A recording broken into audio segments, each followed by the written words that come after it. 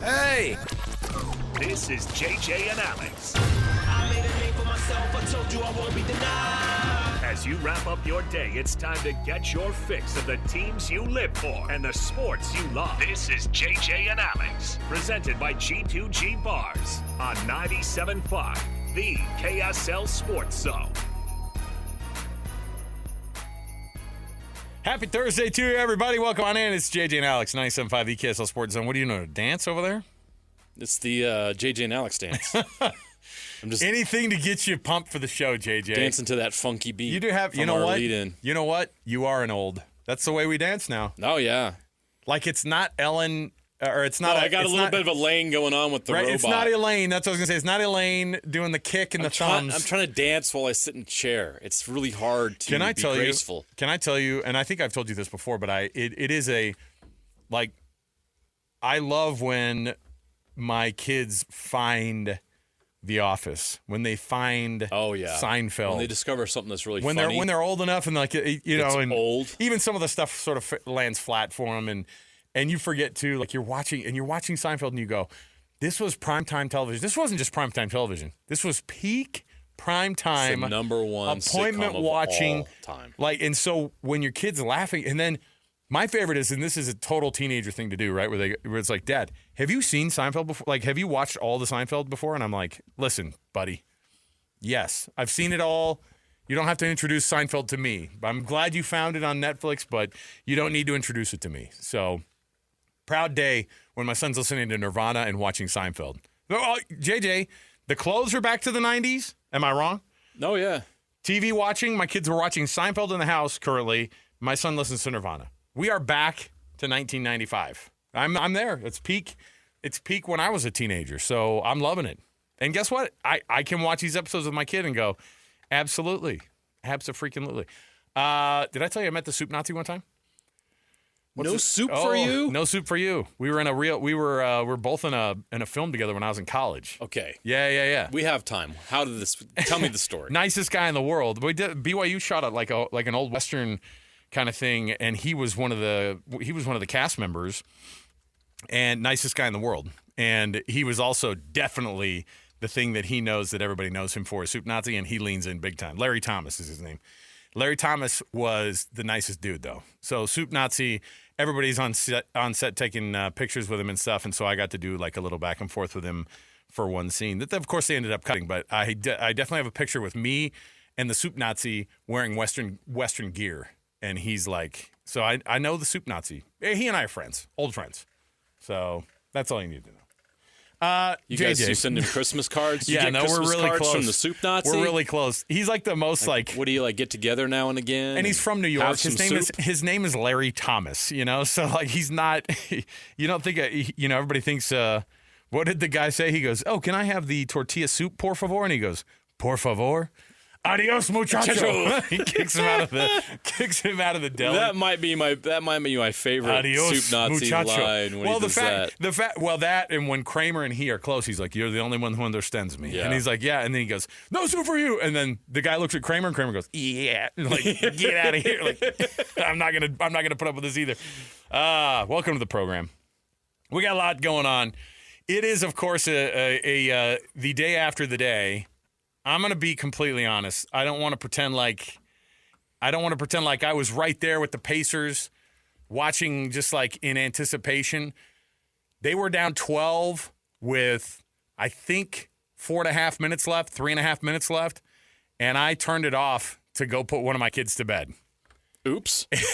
Not oops. Why on earth? I was so annoyed with the Knicks. I was so annoyed the Pacers couldn't get it done.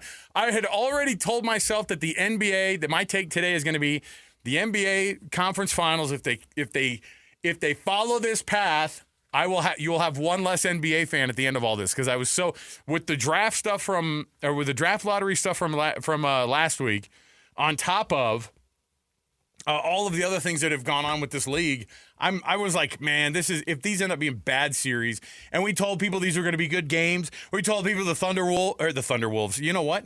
That's a Thunderwolves nice is pretty mascot. Hey, write it down for an idea. How is some high school in Utah not Not a use Thunderwolf. Thunderwolves? Thunderwolf sounds like an 80s. We have Silverwolves. We have Thunder, multiple. But we don't have a Thunderwolf? The Thunderwolf. So the Timberwolves and the Thunder series, there's already a 30-point win in that series after just one game. That game was starting to get away from the Pacers last night. I was all mad about it. And then suddenly, the NBA needed this massive shot in the arm. Our program brought to you by G2G Bars. All natural ingredients and no preservatives make the G2G Bar the perfect protein bar. Give it a shot today. Holiday Oil, Maverick, Associated Foods, Costco, all in the refrigerated section. We've actually got them in the refrigerated section of our studio. I don't know if you know that. We do. You know, I never thought about that. Check the refrigerated section of our studio over there. We have some G2G Bars over there. Yes. And then, of course, let's kick off the show as we always do with the cut, the most important story from this hour at least. Let's talk some basketball. Let's jump in. We're right here. It's time for the biggest story of the day. This is what made the cut with JJ and Alex on 97.5, the KSL Sports Zone. Haliburton spinning near the logo at center. Way out on the left side. Working against Brunson. Shovels it to the cutter, and Nembhard lays it in. Beautiful ball handling by Haliburton. 2-point game, 6 seconds to go. Haliburton driving. He's in the lane. He nearly lost it. He backs up and unloads a three. Oh! That did not happen! It hit the back of the rim. It popped high into the air, and it dropped gently through the net. I wasn't like plotting on it or anything. Everybody wanted me to do it like last year at some different point, but it's just gotta feel right. And it felt right at the time. If I would have known it was a 2, I would not have done it. So I think I might have wasted it. If I do it again, then people might say I'm like aura farming. So I'm not, I don't plan on using it again.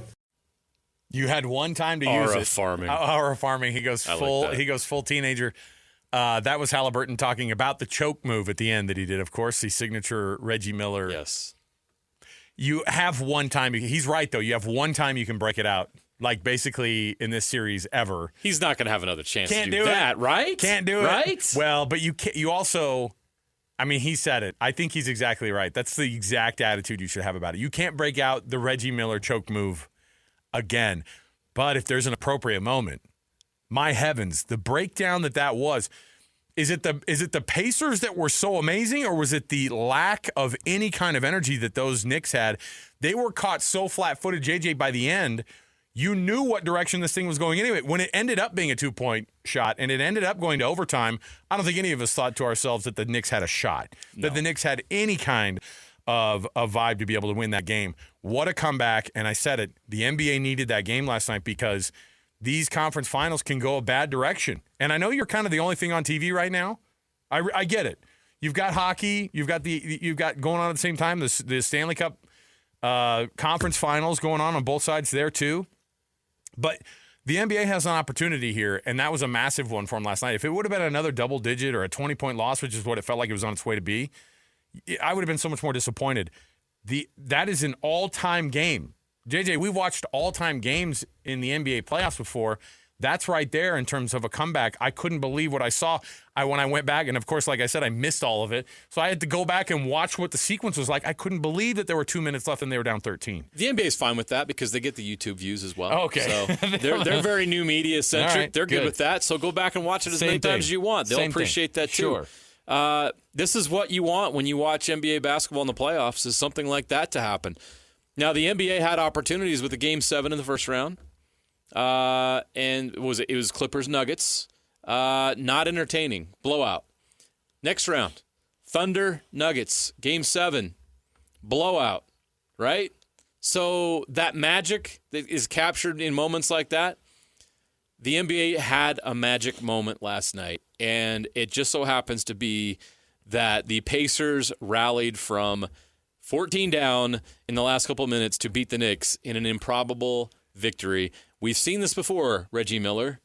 The callback to that historic series in 1995 and all the memories and the rivalry and everything that goes on with it was exactly what the NBA needed in this playoffs and made it so much more fun. If this was Thunder Nuggets had a game like this, we'd be like, that's cool. But this series has history. And Reggie Miller was in the building last night, right?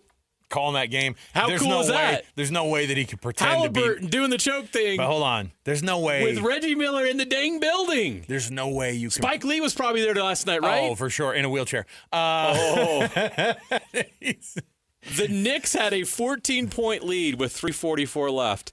And then I scroll through the play-by-play, and I'm reminded it's crazy. They had a 121-112 lead after Jalen Brunson's layup with 58 seconds left. That game should have been over.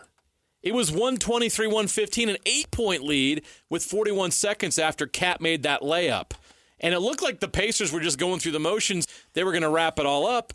And then Aaron Nesmith throws up this 30-footer. You're like, whoa, that's down to 5. And then they get the challenge overruled. So they get the possession back on that call. All of a sudden they got the ball back, and then Nesmith does it again. You're like, whoa, boom. That ending, and it all of a sudden sets up Haliburton. The Knicks can't make their free throws. You know, was it more Pacers or more Knicks? Kind of back to what you were saying before. You got to give the Pacers credit for making those shots, making the right plays, managing the time properly, and making it happen. But yes, the Knicks did choke last night. And Haliburton doing the choke sign, even though he didn't win it with the shot, he only tied it, was definitely appropriate and called back to that incredible moment in time when Reggie Miller had that improbable comeback with all those shots at the end to beat the Knicks 30 years ago. I don't want to. Great night for the NBA last night. Well, again, it was big for me, in particular, because yesterday before we left the show, what did we say?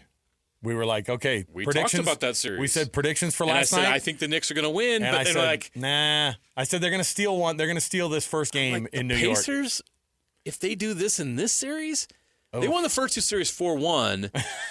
There's no way they're going to win this one 4-1. I will say they're used to close games. You say that. They haven't had close series yet. They just won at MSG. I know. I don't think they haven't lost at home in the playoffs, right? You know what? Or did the Bucks get one of them? Oh, they may Indiana? have gotten one from them, but either way. Yeah, either way. Does this end up okay? It was really fun to watch all of the different social media posts of the New York fans in the streets thinking that it was over with 2 minutes left. I mean, we all did. I mean, everybody thought it was. I mean, the Knicks haven't been relevant for almost 30 years, so it's hard to have any animosity towards the Knicks, but it is New York City. So there's with a vibe. That point, Knicks tears are still delicious after all these years. I mean, it's not the level. They were refreshing last night. Right. I enjoy that. It's not quite the hatred that we would ever have for the Lakers, obviously. No. Because of what you just said, they haven't been relevant forever. And really, I don't even know when the last time the Knicks even won a title. Well, 1972. I mean, is that okay? So they're you one remember, of the. Who was it? Walt Frazier. They're one of the old. By the way, Walt Frazier. I forget he's the Just for Men spokes guy still. Yeah. And man, he's rocking the black beard. Like Walt Frazier must be 77 years old. Must be 78 years old. And he has Ryan Day is jealous about how dark Carlos his beard Boozer is. wants to know how he does it. Was it he and Keith Hernandez who did those Just for Men commercials? Yeah, that's right. How weird Walt is that? Frazier's 80 years old. Oh my gosh, they saw him. They had him courtside, and honestly, I mean, it's like he dipped his entire beard into a Sharpie, the Sharpie ink. It's amazing. I love that. But regardless, they're one of the franchises, not just a franchise who hasn't won a title in a while. That's one of the longest streaks. You're talking 50-plus years of New Yorkers not having a title for the Knicks. That's crazy. So it's hard not to go. So sorry, 1973. I was 73. off by a year. The Lakers won in 72. So 52 years. Yeah, the Knicks Knicks titles are 1970, 1973. For a franchise founded in 1946, you would have said to yourself they have 10 titles, right? Or 5 titles. You would have thought they don't. Right. Their history is, despite being in New York and being the Mecca, all that stuff, and their history is not as storied as half the teams in the league. Spike Lee will be 70 next year, by the way, just to make you guys feel What? old. Yeah, man. That's where we're at. Spike Lee is almost 70, dude. He's almost Walt Frazier. He's closer to Walt Frazier's age than he is my age. Wow. That's what's crazy. Oh my goodness. Loved it. I love it. And I don't love NBA playoff basketball when it doesn't have much to do with. And we've ripped on the Eastern Conference all season long. And I think that the general thought is whoever wins that Eastern Conference Finals is likely going to be the team that loses to the Western Conference champs. That at this point, it'd be hard to argue, even just after one game, that the Thunder aren't that team. However, crazier things have happened. Game 2 of the Western Conference Finals fires up tonight. I really hope that we see a different version. I hope that Chris Finch, who's been a phenomenal coach in the offseason so far. I think Chris Finch has outdueled his team hasn't just outplayed teams. I think Chris Finch has outcoached other coaches. I would agree with that. And I think that if they're able to get into the lab and go, all right, look, we have one of the best defenders in the history of the league on this team. We got to act like it, and we got to figure out a way to use him. You think Anthony Edwards is going to score 18 or less points in this next game, too? It'd be hard to imagine. No. I know they're on the road, but it doesn't matter. They'll find a way. It is weird to see a team who defends as aggressively as the Thunder do. I was watching I think one of the national guys was talking about this. They defend so aggressively, and yet at the same time, it's crazy to me that they defend so hardcore, but that they get all these calls for SGA on the other side of the ball, right? Yeah. It's a weird vibe where you have the Oklahoma City Thunder suddenly getting a friendly whistle. I guess if you're a league MVP though, JJ, that's what you get. You don't become the league MVP. We all knew Michael Jordan was going to get the whistle. Why are we surprised that Shai Gilgeous-Alexander is going to get it? We were surprised that James Harden gets the whistle? No. We did the same thing. Even though he's a big foul grifter? I love how foul grifter has become a thing over the last that's the new I really want to know. I really want to know what the vibe is like inside of these officiating rooms when they're sitting before the game and it's all quiet and all, the three officials plus the alternate or two are in the room and they're sitting there and it's dead quiet and they're like, what are they talking about? Look. And they're looking around. Don't just give him the whistle just because he's the MVP. We can't be those guys. And then at halftime they come in and like, you did it again. I know. They're looking at you fell for it. Do you think at the end they're all, don't embarrass, because really the most scrutiny is the last 2 minutes. And that 2-minute report. They put their hands in the middle and go, don't screw up the last 2 minutes. Seriously. And then, of course, they do it. And it's been bonkers to see how this, when officiating becomes a story, that's never good. But I will say that it's one of those things that I'm really looking forward to the rest of these playoffs, because in the end, how on earth are we supposed to just assume that those games are going to be blowouts, and they're not. If they are, then that's one thing. That game 1 of the Western Conference Finals really was a gut punch, and last night it was on its way to be another one. The NBA needed that Eastern Conference game 1 to go the direction that it did. Okay. Now the Western Conference needs a thrilling game 2. Oh, yeah. We'll see if that happens tonight. Come back. We've got more to talk about all the rest of the day here. We've got the non-conference final NBA news that we're going to be bringing up next, so stay right here with us. 97.5, the KSL Sports Zone. This is DJ and PK. Former BYU coach Steve Cleveland. I've not seen AJ play. As I watched that 90-minute practice, Wright is going to be the point guard on this team. But you probably have a difficult time telling AJ that he's not going to handle the ball. He was playing the point guard. He's not a selfish player. He's very selfless. He hits the open man. He's got such size and length. Watching him initially, I thought he looked a lot like Paul George, but he's even got a better body. It took Paul probably 2 years to get a body like AJ already has. So it's obvious that he's going to have an impact immediately. This team's going to be really good. Houston, Texas Tech, BYU, Arizona, Ohio State, those are going to be the same teams that are going to show up. I'm excited about it, man. I think it's going to be a really, really good year. Catch DJ and PK mornings from 6 to 10 on 97.5, the KSL Sports Zone. Accessing. When TV and radio collide. Love it. This is what you get. You're listening to JJ and Alex, presented by G2G Bars. Don't touch that dial. On 97.5, the KSL Sports Zone. Welcome back, everybody. JJ and Alex, 97.5, the KSL Sports Zone. Alex, Kirry, Jeremiah Jensen. Thanks for being with us today, everybody. Thanks for hanging out. Guess what? JJ, there are non-Eastern Conference Finals and non-Western Conference Finals NBA news. Yes. Did you see that the Nuggets don't have a head coach officially, although they didn't need one, right? I think they're going to hire the Cabbage Patch coach. What does that mean? Have you looked at? I mean, nice guy, I'm sure. Just looks like a Cabbage Patch doll. Let's ask our producer, Christian, who's filling in for Alex today. Do you remember, did you have Cabbage Patch dolls when you were a kid? I didn't have them, but I definitely knew what they were. I So knew you- people that had them. Yeah. Yeah. So you, even though it's from the 80s, you are aware of what a Did you Cabbage have- Patch doll is. Do you have Yes, do yeah. you have older siblings? Is that how they introduced you to the Cabbage Patch? No, I'm Okay. the oldest. Oh, I just wow. Remember. So seeing his them. mom probably had a Cabbage Patch doll. I think That's she terrible. did. I think she did. Okay. Yeah, yeah. See, you're old. You're Am an I old. older than you're your an mom? old. No. That's the weirdest. I might question. be older No, than your mom. you're not. You're not. Because Okay. you said your age yesterday or the other day. What yeah. a weird thing.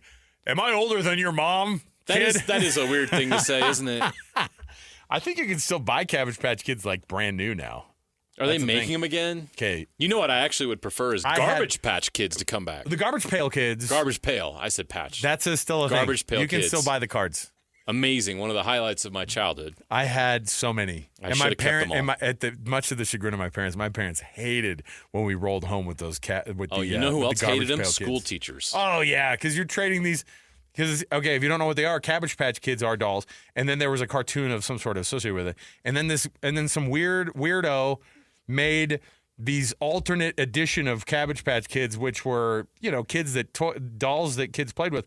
They made these cartoon cards, tradable cards, and they were stickers too, if you recall, of like alternate universe. These kids that were like they were basically Cabbage Patch Kids that were being like killed or maimed or Or had some or were rock bodily and roll. issues. Right, we're rock and roll Or like some kind of disease. they were barfing. Yeah, all sorts of stuff going on. So anyway, I'm glad that look, you're in Wyoming. I was Yeah. in Texas during a lot of this time. And those are the things that brought us together across country, all right? That was our social media, Christian. Gotta love the 80s. Garbage Pail Kids were our social media, okay? That's how we got to know people other places in the country. So if you're listening out there and you remember those things, Now, I'm back sure then we had pen pals. Remember that? Okay. I remember at one point, did you ever get a chain letter? And they were like, those are illegal. Did you ever hear those? Like, I don't know. Like, I would get chain letters, right? I had a pen pal in Germany when I was in elementary school. Yeah, in elementary school, they would get us some pen pals. Like I was- a school in Vermont or Yeah. something. I think I wrote Yeah. a letter to somebody in Vermont. I think Sounds that really stupid now, but No, it back was- then it was like, oh, I'm excited. I'm writing a letter to back somebody then, in Vermont. that's how we emailed one another, Christian. All right. By the way, it never came of anything. Like And the pony delivered it. what did across the we country. get out of that? Nothing. My pen pal, didn't even get me. He didn't even get me in a Ponzi scheme or anything. I wanted to get something out of this. You know what I mean? I wanted something out of this. All right. He didn't even try to take advantage of you. What fun was that? That all started off with you calling the potential. Sorry, Head coach. that was offensive. David Adelman is the head coach of the Denver Nuggets. I apologize Allegedly. to Coach Adelman Well, we don't for know saying yet. he looks like a Cabbage Patch Kid. He's young. I need to be a professional. I will say though, David Adelman has my same hairline. But He I was will, born in 1981. He is young. Yeah, he's my age, like right on the money. Yeah. It is Yeah, official. it is. They did Yeah, hire him. they Okay, did make So it here's my official. question: is it just based off of because when the playoffs ended, you had Michael Porter Jr. No, not you had Aaron Gordon, and you had I think, and it was Nikola Jokic. They both said he was great. And they kind of did the wink, you know what I mean? He had the endorsement of the players. So There's when no doubt about that. see that sometimes ownership doesn't care. You know what I mean? Like they have their person in mind. A GM doesn't care. Players go, I want this guy. Even if you're Nikola Jokic, and even if you're Aaron Gordon, or even if you're, these players from the Nuggets, and you say we really liked him. You're not LeBron. You're not going to pull the strings like those guys do. Sometimes they have their guy. Sometimes they have that person who they've been working with on the side here to try to say they're going to give him a job. Did David Adelman earn his spot just based off of the overperformance? Because I think everybody could say he overperformed. He got him to a Game 7 in the Western Conference semifinals. Well, yeah, you fire a coach with what? How many games did they have It was left? 3 games left. 3 games left. Yeah. I think a lot of people thought going into that series, especially against the Clippers were red hot at the end of the year. You had Kawhi playing like Kawhi. James Harden still playing at a high level. That Clippers team was really good. I think everybody thought that this Nuggets team would collapse because of all the turmoil going on behind the scenes. The feud between Mike Malone and the general manager, Calvin Booth, which apparently was pretty rough and came to a head, and Kroenke had to get rid of him and start from fresh. After that, I think everybody thought the Nuggets were going to be one and done in the playoffs. They were not. They won that first-round series in a Game 7. So Adelman had a chance to coach that team through some really tough ups and downs, some injuries. 2 Game 7s. 2 Game 7s he coached them to. One he won, one he lost. But I think he proved a lot during that time and proved enough to earn the job. So he's won over the team. He won over the management, the ownership of the team, and he's certainly earned it. And if you're a longtime basketball person, you probably know that his father is a longtime head coach in the NBA. Yeah, Rick Adelman. Who's also a player in the NBA. By the way, Rick Adelman played for the New Orleans Jazz way back in the day. Oh, really? I actually didn't know that. Short stint with the Jazz. So, I remembered. Jazz fans remember Rick Adelman from the Blazers days. He coached the Blazers of the NBA Finals. Yeah, and he coached the Kings for a stretch. He was the Rockets head coach. It was like every stint that he had was like 4 or 5 years, and then he was out. Rick Adelman I think he was an underrated coach. Coach of the Kings during their great era. I think that's where Dave Adelman went to high school, was there in the Portland area when Makes his dad sense. was coaching there. Of course, the Rockets as well towards the end of his coaching But career. I think it's great. I think it's great that the guy kind of had a working interview. I mean, there's no better place to try somebody than the fire of the NBA playoffs. And by the way, if the Nuggets would have lost the first series in a sweep, people would have gone, yeah, of course they fired their coach 3 days ago, or 3 games. They had an out. The They had season. an excuse for sure, and they probably. They didn't give in to the excuse. Right. I wonder if ownership were kind of almost hoping for that. Not that they want to go as far as they can. They want to get the free They wouldn't gate. have minded opening up the search to a big pool of big name coaches. I think there's some coaches that are that don't have jobs right now that they would be interested. I think there are some coaches that currently have jobs that would like to leave the job they're at to take over that roster and to coach Nikola Jokic. So they would have had a lot of great options, but they choose Adelman. And he's a basketball lifer. He was around his dad. He's been around all those great teams over the years and all the great players. You think about it, he's young. What is his age, 44? Yeah. But, man, he's been around the league for 40 of those years, I'm sure.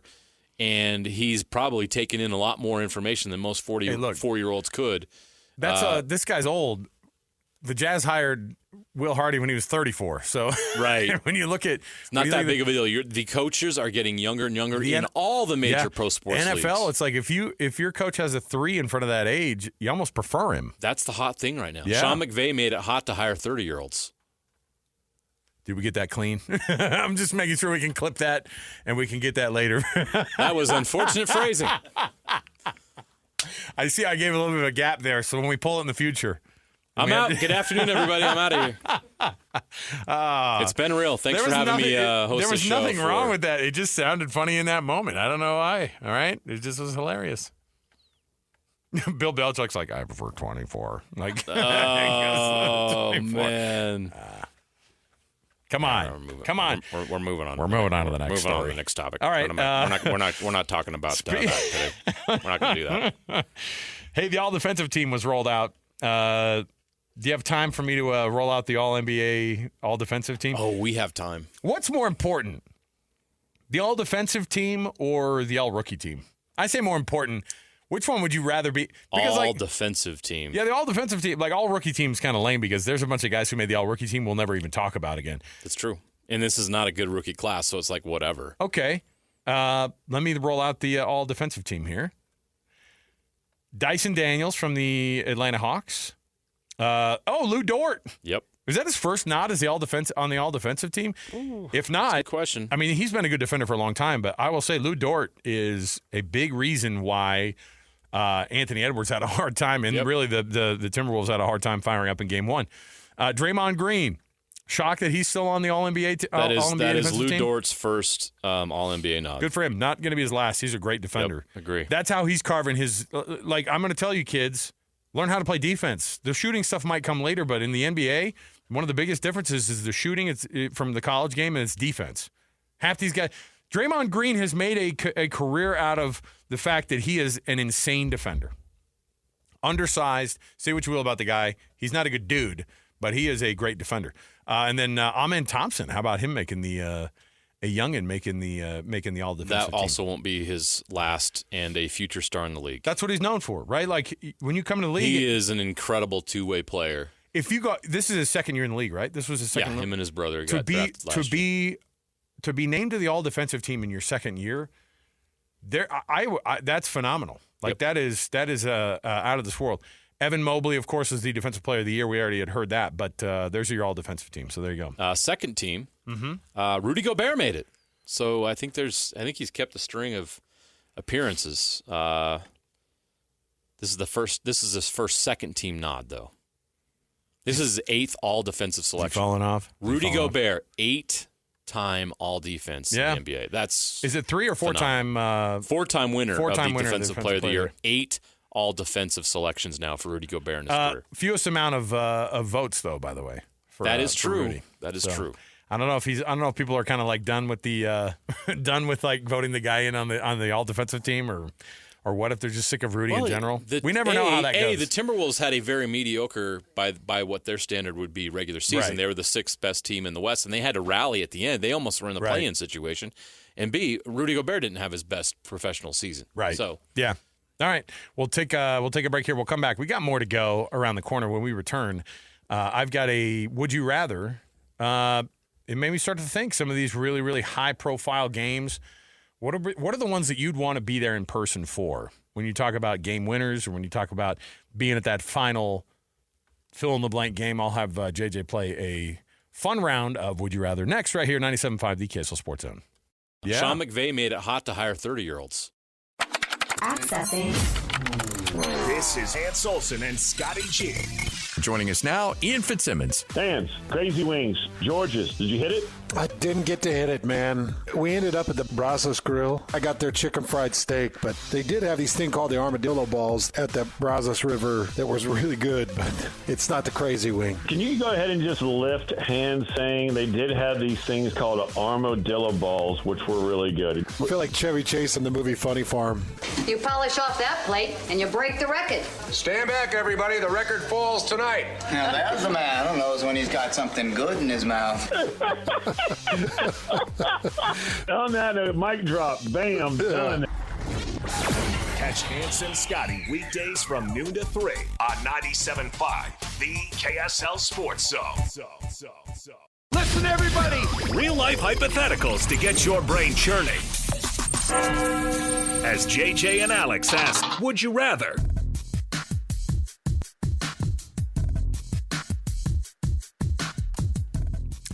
All right, welcome back. JJ and Alex, 97.5, the KSL Sports Zone. Alex, Kirry, Jeremiah Jensen, thanks for being with us on the program today, everybody. Yes, would you rather? All right, so I was thinking about it from a fan perspective, JJ. This is you taking off because you've been one of these guys who's been able to go to a lot of, so we get to go to a lot of things, but you've been to you've covered multiple Super Bowls. Yeah, I've been very blessed and really enjoyed those opportunities. You've done the Olympics major events. You've done the Olympics thing. Yes. Although I don't know if I envy the time that you guys went over there. Was Shara Park also part of that? During the pandemic, yes. Me and Shara and Alex You guys are like Cabrero. You guys are walking out of the hotel. I just pictured you guys walking out of the hotel, getting a swab up the nose. We had 15 minutes to leave the hotel, go to a 7-Eleven, get dinner, and go back. And there's people at the door. There was security people at the door making sure you got back. And if you didn't sign in before the 15 minutes, you were. I never found out what would happen. Yeah, I'm just glad I didn't have to find out. We don't know. We still a lot of missing people from that. Covering an Olympics in a pandemic was challenging. Let me just say that. But also, 7-Eleven dinner in Japan very different from 7-Eleven dinner here, right? Yes, it's a classier situation, isn't it? No offense to our friends here at 7-Eleven here in the States, but higher level offerings like sushi. I love how you said it too, like sushi. It's like, yeah, you're like, that's how I was taught to say it when I was over there. By the way, this 7-Eleven down the street, on 4th West, fun crowd outside. Well, one of the classier ones in all of Salt Lake. But I remember being when I had a late night show on KSL News Radio, I had to be in a really bad spot to want to go to that one that late. But you 11 did. Midnight. But I did. Okay, and I remember very specifically a guy buying a bag of chips, going over to the chili and cheese machine and emptying the free chili and free cheese machine. And the guy was so mad. The guy kicked him out, and it was the whole thing. And I was like, that's a great move. He had 8 pounds of chips and cheese and chili in that bag. It was a full-size Dorito bag. Had a 99-cent He bought dinner. it and then just goes, wing, ding, ding, ding, ding, ding, ding, ding, ding, ding, and just getting all the chili and all the cheese. So I'm imagining you guys didn't have that going on in Japan. Not quite, no. Right. So, yeah, maybe I missed out on that. Anytime you go there and they're like, the cheese is out, you'll know why. That guy hit. Oh, that guy. All right, JJ. Don't be that guy. With all the things you have covered, would you rather, as a fan, be there at a Game 7 NBA Finals or a Game 7 World Series? Oh, boy. Game 7 of the World Series. There's something romantic still about baseball. There is, and so I'm going to go with the baseball. Really? Yeah. Okay. Just to me, that's a shock. Because you're closer. You want to be, if I'm going to be quite honest, how many memorable Game 7s have there ever been in an NBA Finals? They're usually, both teams are so worn out and so dog-tired that the games aren't very good, and it's just kind of like a survival thing. Like, has there been a great Game 7 outside of the LeBron, Steph, that's what I was going to say. That 2016 finals was pretty interesting because that's the only one and first one that comes to mind. I remember there was a Kobe versus Kevin Garnett. The Celtics-Lakers at a Game 7. Well, they're not all created equal. They were beaten and battered and bruised. It was an awful watch. So there was a World Series that didn't the Red Sox one of the World Series the Red Sox won. Were I think against the Rockies, like that's not a no, that sucks. That's not a World Series you want to be necessarily like tied to, right? But okay, so World Series or a Stanley Cup Game 7? Stanley Cup. The intensity of the Stanley Cup. Those teams are also dog tired, but they somehow still and they're usually always like a 1-goal game, and it's always comes down to the very end. Oh, it's Stanley Cup Finals Game 7 by a mile. World Cup Final. And it goes into extra time. Oh, boy. You're not even a soccer guy, but I'm not even a soccer guy, but I have to pause. I'm still going Stanley Cup, but that's tough because that's incredible. World Cup. Think about the World Cup I understand final it. when Argentina just beat France. Like that may have been not dogging it. Unbelievable ending to that game. Insane. Stanley Cup Finals or a college football national championship that goes in overtime. Ooh, I think you'd want to be the fan of the team playing. You know what doesn't help? If you don't have a dog in the fight, I'm not sure that holds up against a Stanley Cup. Right, and your Stanley Cup, you don't need a team. You're just there for the vibe. Just being a part of history. That's a good... You can make that argument for the college football thing too, but I think that college football is about your school, your team. Yeah, outside that's right. of that, I don't get a lot of joy out of watching other teams win. But that's right. You know what? I think the World Series and the Stanley Cup Finals are both like this, where it's like I don't actually care who's in those. It doesn't matter. I'm there. Just being a part of that, the aura and the mystique and the intensity of that moment. Okay. Game 7 Stanley Cup Finals of the Super Bowl. Stanley Cup Finals Game 7. I've covered 3 Super Bowls. And they've been sterile, right? It's kind of boring. It's not. Look, it's incredible. It's quite it's an incredible production. Let me just say that. Jen wants us to ask, what about the Masters? Ooh. What about the Game 7 or the tradition Masters? Like any other. I'm going to be honest. At this year's Masters? No. I'm going to be honest. Oh, boy. I'm going to be honest. That would make it hard for me because that was phenomenal. For me personally, I know what other people think, but for me personally, Stanley Cup Game 7 versus a Sunday at Augusta, Sunday at Augusta wins. Sunday at Augusta, if you're in the 18th hole gallery and it comes down to that final putt. Also, all you can eat peach ice cream sandwiches from the concessions at the Masters. That's my other. All right. What are the other sandwiches? Like the pimento? They got pimento cheese. I'm out. Barf. Yeah, they do have the egg salad though. Some traditions need to die. You're the Masters. You can do better. No, that's part of their mystique. They're like, we're going to make these sandwiches and they're going to keep eating them. Of all the sandwich, like part of the try joke. Philly cheesesteaks. I know. There's better stuff. There's better options. Yeah, go to Georgia to get a Philly cheesesteak. If I can get something better at Subway than I can at the Masters, there's a problem. Yeah. No, in like 20 years, it's going to be brought to you by Chick-fil-A because it's just right there. That's not. I think Chick-fil-A heard that. It's not a bad idea. Right now, joining us in studio. World-class Sheepdog Championship that you're going to catch this weekend. It's the Soldier Hollow. You should have offered that, and I would have said the World Sheepdog. Okay, fine. Final day, Memorial Day of this year. of the Soldier Hollow Sheepdog Championship and Festival, brought to you by Purina Pro Plan. Matthew, what's your what's Soldier your choice? Hollow classic Of course. every time. The word classic is come on. worked into it. All right. Look, the Augusta's beautiful, but Heber Valley's more beautiful. I would agree. You got the dogs. You always have a dog in this fight. That's the thing. You always got a dog. And you've got great competition. I will say too, in a world now where people treat dogs better than they do people, then here we are. Like Jen can agree with that. There's some truth to that. Here's the deal. Hey, the dogs don't talk back. I feel like these dogs do. This is a high strung group. I'm talking about the dogs, not the owners. Although the owners probably would be too, right? Well, so they're border collies, and they are high strung because they're bred and trained to be working dogs. And so if you give them work to do, they will get it done. But if you don't give them work to do, they'll create that work. Yeah, so, they're not lap puppies. No, they're not. No, but they don't. They actually don't bark at this event. There is no sound. They only use their eye and their positioning. So you'll see them kind of range back and forth, put themselves in the right place to put just the right amount of pressure on the sheep to move them this way or that way. Judges are watching to see if the sheep are in a straight line, but that's because the dog is doing all that work to make that happen. No Frenchies have been sheepdog champions yet. We had a Chihuahua that got pretty close, but the Border Collie is really the only breed that can do that kind of work. Australian Kelpie can do it too, but not quite at that same level. Otherwise, they're watching at home. So the dogs are beautiful. The competition is cool. All that's great. But I'm guessing there's people listening right now. It's like that. I don't know if I'm interested in that, but what might interest them is all the activities you have for the family, for the kids. On top of all that could push them over the top. What are some of the things that make this a great family event? Yeah, you have that big vista, and you've got the main event going, and it will pull you in if you give it a moment to pull you in. But behind the scene, it's a full-on festival. So you've got demonstrations of dog agility happening.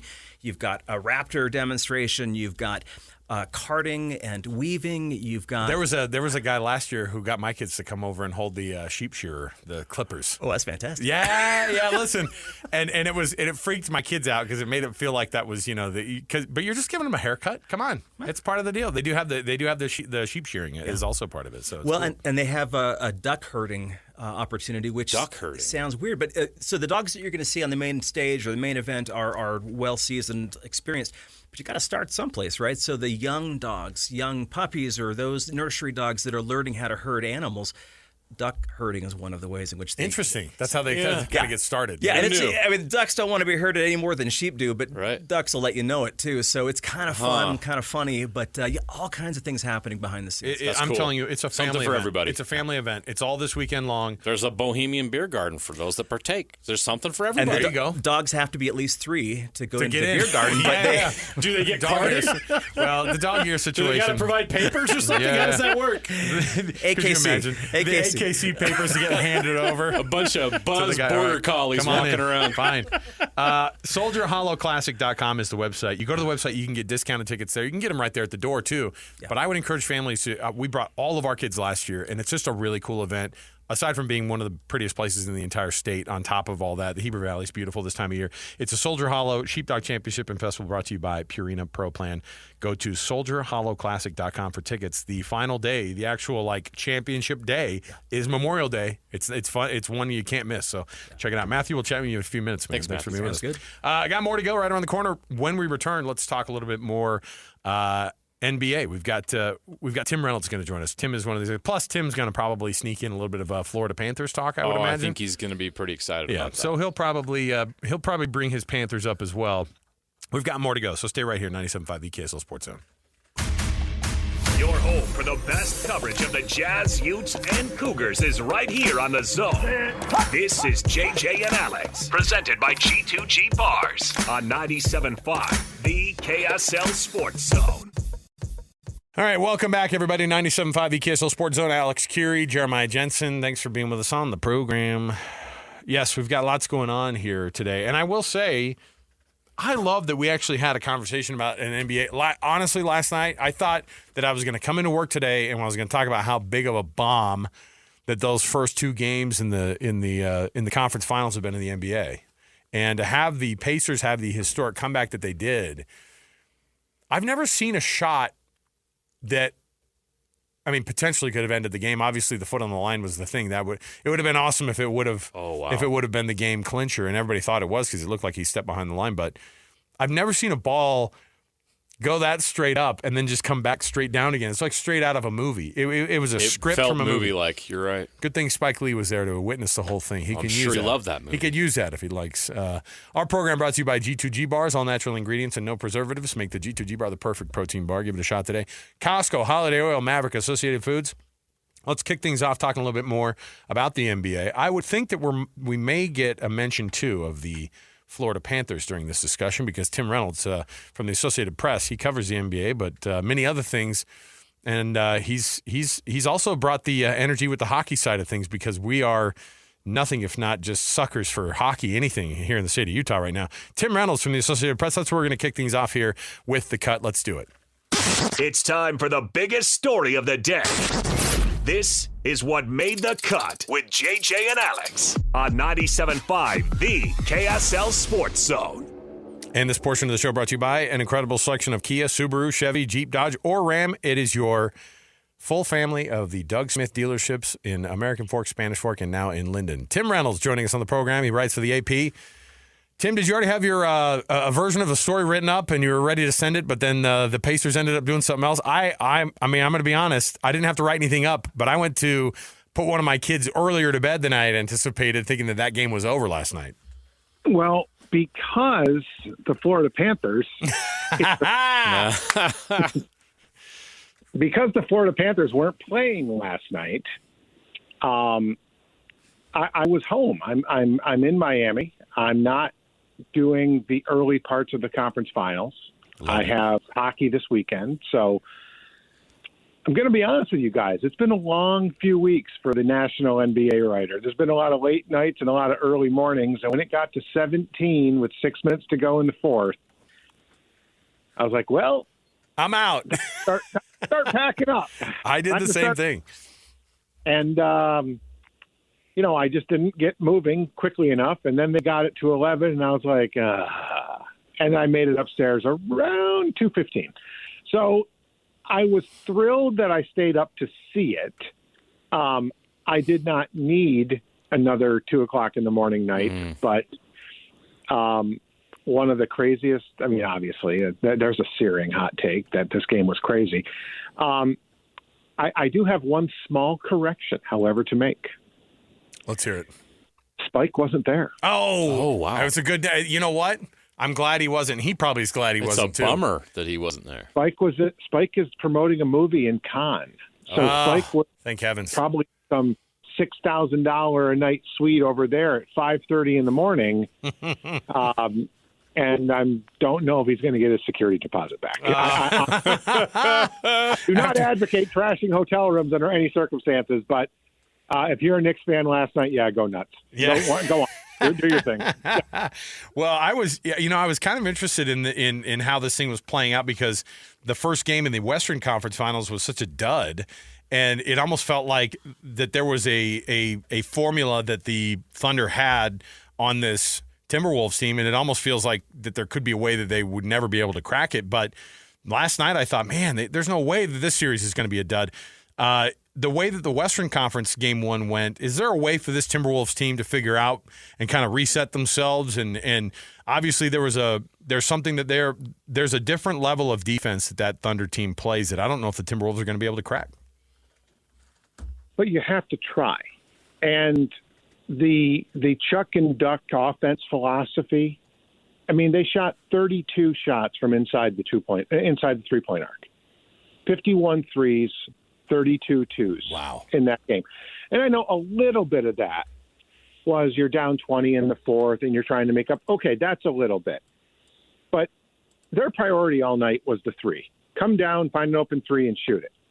And nobody was making them. I mean, Julius Randle was 9 for 13 in the game. Everybody else combined to shoot 28%. Julius Randle's 5 for 6 from three. Everyone else on the Wolves shot 10 for 45. It was not an imaginative offense, to say the least. There was no propensity for adjustments. It was we're not making shots, we're going to lose the game mode. Naz Reid was 1 for 11. Ant, other than throwing the ball at Shai and having his little viral moment, Ant wasn't engaged hardly at all. I mean, foul trouble was a little bit of it, sure. you don't beat the Thunder by letting them dictate everything, and then you miss every shot on top of it. You have to attack the rim with these guys. You have to soften up the defense. You have to be willing to go at them. If not, especially there, you're going to get beat. So I would expect Minnesota to look to push tempo, look to get easy ones. They're really good, very good on the open floor. They didn't force a lot of turnovers. 15 of them altogether, but again, a lot of them were late. They need to take better care of the ball. It's simple things, but it needs to be a whole-scale change of offensive approach. Shooting 53s and 32s is not going to get it done tonight. Who did you think should have won the MVP award? Did they get it right with Shai Gilgeous-Alexander, or should Jokic have won it again? Well, as a voter, I can tell you that I voted for Shai. I can tell you also that so the ballots were due, I think, on a Tuesday, I think on Monday or Tuesday before the first play-in game. And they were due at 6 o'clock Eastern. And I'm not kidding. I sent mine at like 5:54. Wow. And it just, not to be dramatic, but like I really went back and forth. And I was leaning Shai the whole time. I just think when you're the best player on a team that wins 68 games, that means something. I do not, as a voter, I can tell you this. People will say, "Oh, they're tired of voting for Jokic." Like Doc Rivers floated that theory a long time ago that Michael would have won 10 in a row if voters hadn't gotten tired of voting for him. The 0.3 calories I expend voting for anyone, you don't get tired of it. Like it's not that at all. It's there for me anyway. It wasn't voter fatigue. I just thought when you're the best player on a team that wins 68 games, and a stat that not a lot of people talk about, their average margin of victory was 13 points a game. It was the biggest in NBA history by almost 10%. Like it was crazy, some of the things that they did to teams. And that's with a lot of guys taking the fourth quarter off. Shai Gilgeous-Alexander, I think, scored like 300 points in fourth quarters all year. They weren't a run-and-up team. They were just a really, really good regular season team. I don't love that we vote during the playoffs. I wish it was a full season award. I really do. I wish it was because, yeah, there's a finals MVP, but it's different. We ignore 3 rounds of playoffs. I guess they give out a conference final MVP, but who cares, really?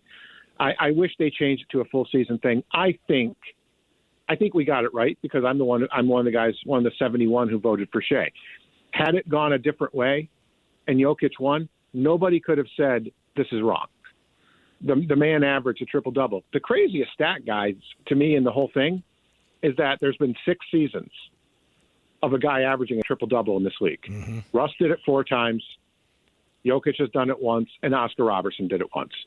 And of those 6 seasons, only 1 resulted in an MVP, which is a crazy thing to think about. Yeah, and I think part of it is, too, there's – yeah, I wonder – I mean, as a voter then, like, so the timing of it, when the actual vote was cast, the playoffs were still going, or was it – or I thought it was just at the very end of the season. Playoffs had started. Playoffs had not started. It's a regular season award. It was like the day of the first play-in game that they would do. It takes the league. We used to vote on them before the end of the regular season, like the last day or something like that. And now because the league has to go through everything and make sure that this guy played 65 games or this guy played 62 but played the appropriate amount of minutes, I think we got the ballots at like 1 a.m. Monday or something crazy. Like I'm not making that up. Like I think it was like 1 or 2 o'clock in the morning when the email kicked in. And we had until like 6 o'clock Eastern that night to fill them out. Now, obviously, you're a voter. So you've started the process in your mind of going through who you're going to put on certain teams and all that. But for me, MVP was just really, really difficult.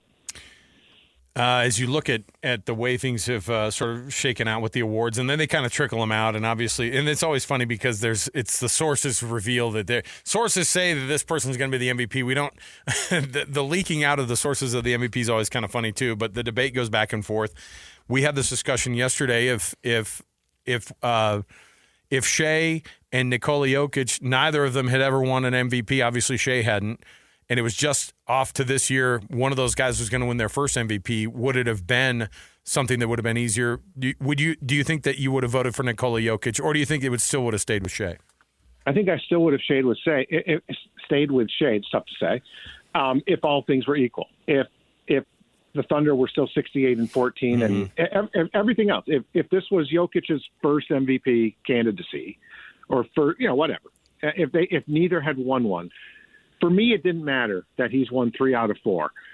I do not care about the significance of, well, if he wins 4 out of 5, he's done something that LeBron never did, or he did something Michael never did, and oh my gosh, it means nothing to me. And I hope most voters feel that way. I mean, we're asked to judge the best performances of this year, not up against history, not up against, well, Larry Bird never did this, and Rick Barry averaged 36 and he didn't win this.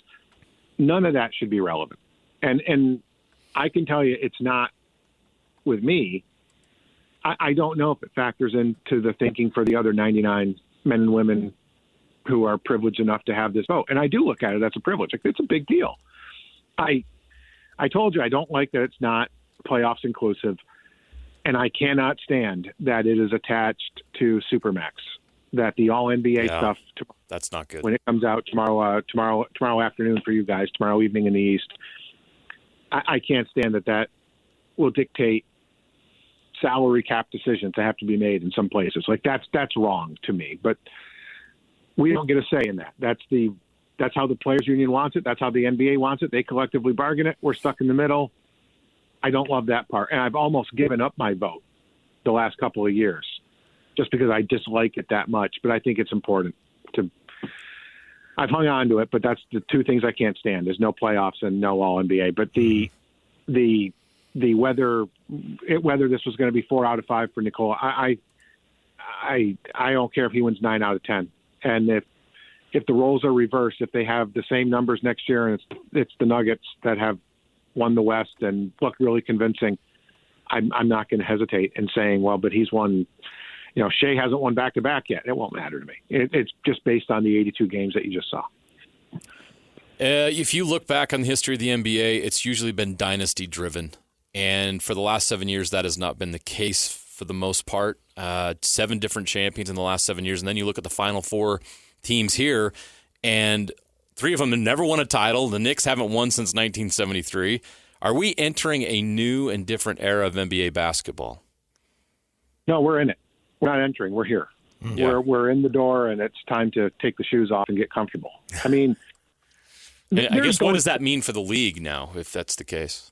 It means that at least the argument that a small market can't win, that argument's gone.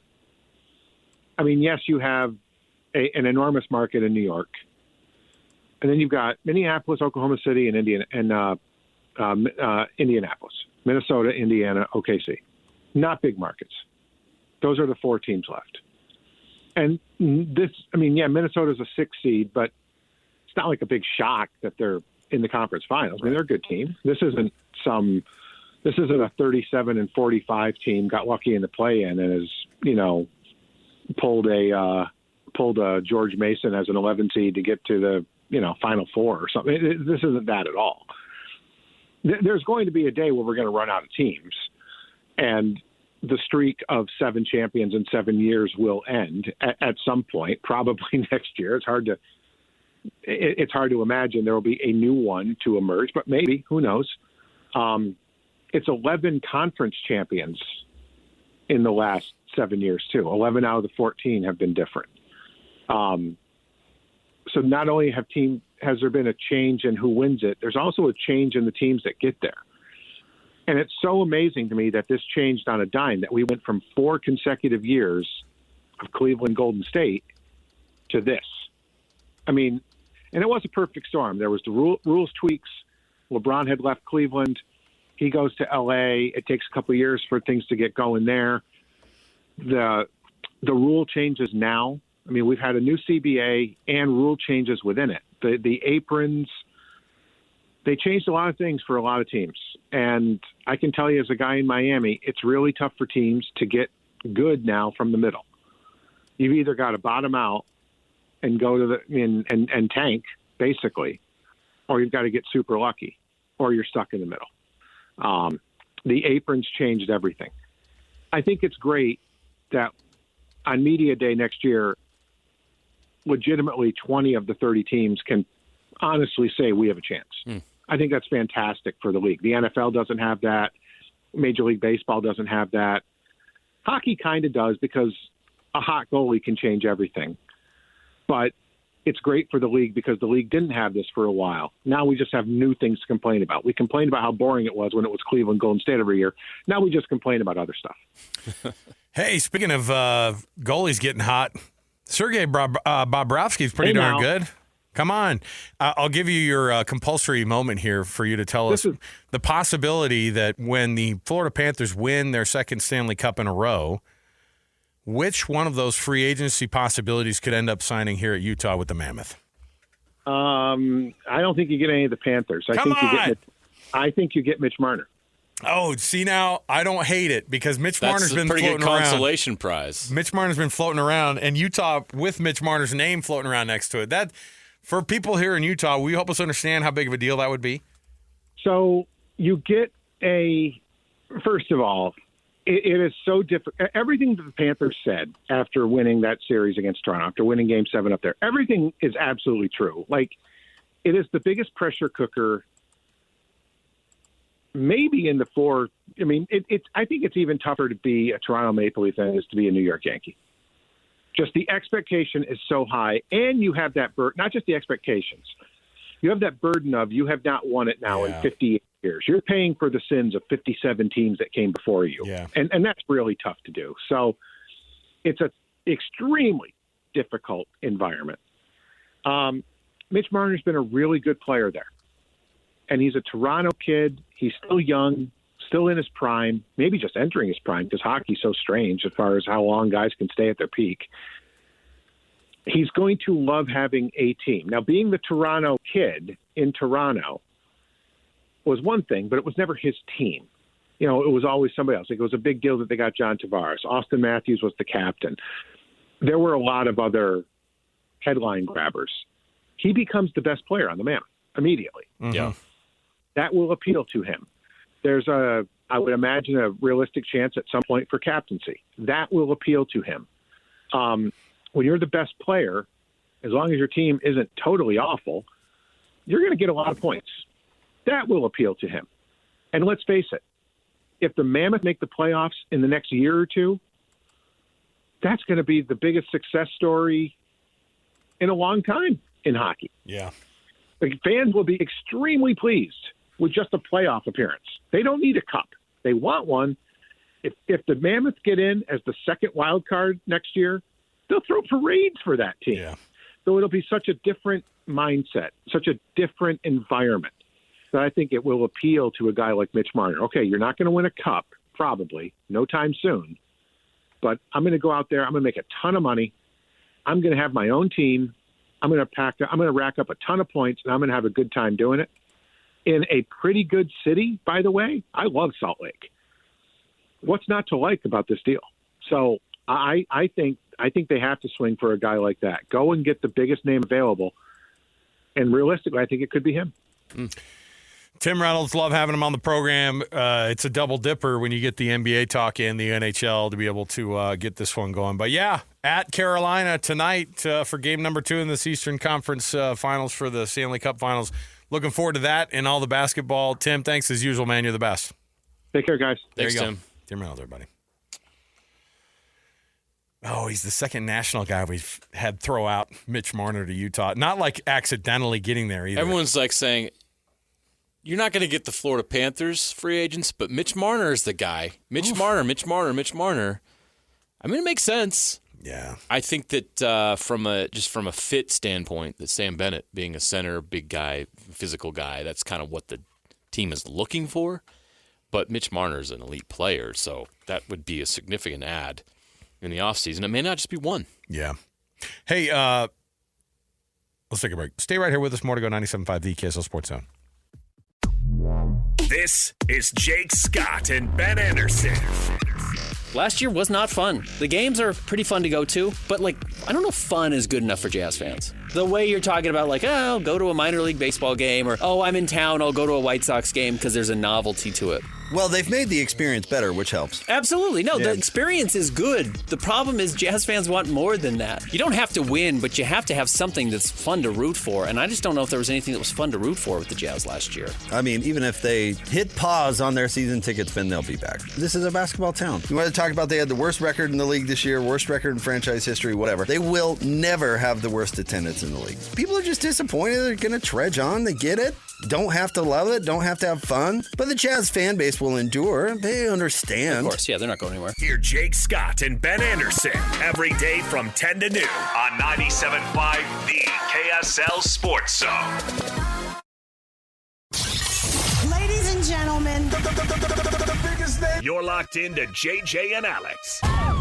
With the insight and analysis on the teams you can't live without. Presented by G2G Bars. This is 97.5, the KSL Sports Zone. All right, welcome back. Oh, we almost had the Shazam working on it. We just didn't get enough time with it. Hey, welcome back to the program. Jeremiah, Jensen, Alex, Kirry, JJ, and Alex.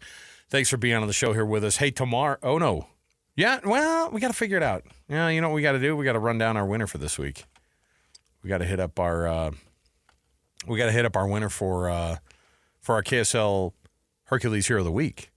And I'll tell you how that works. You nominate your Hercules Hero of the Week by going to KSLSports.com/contest.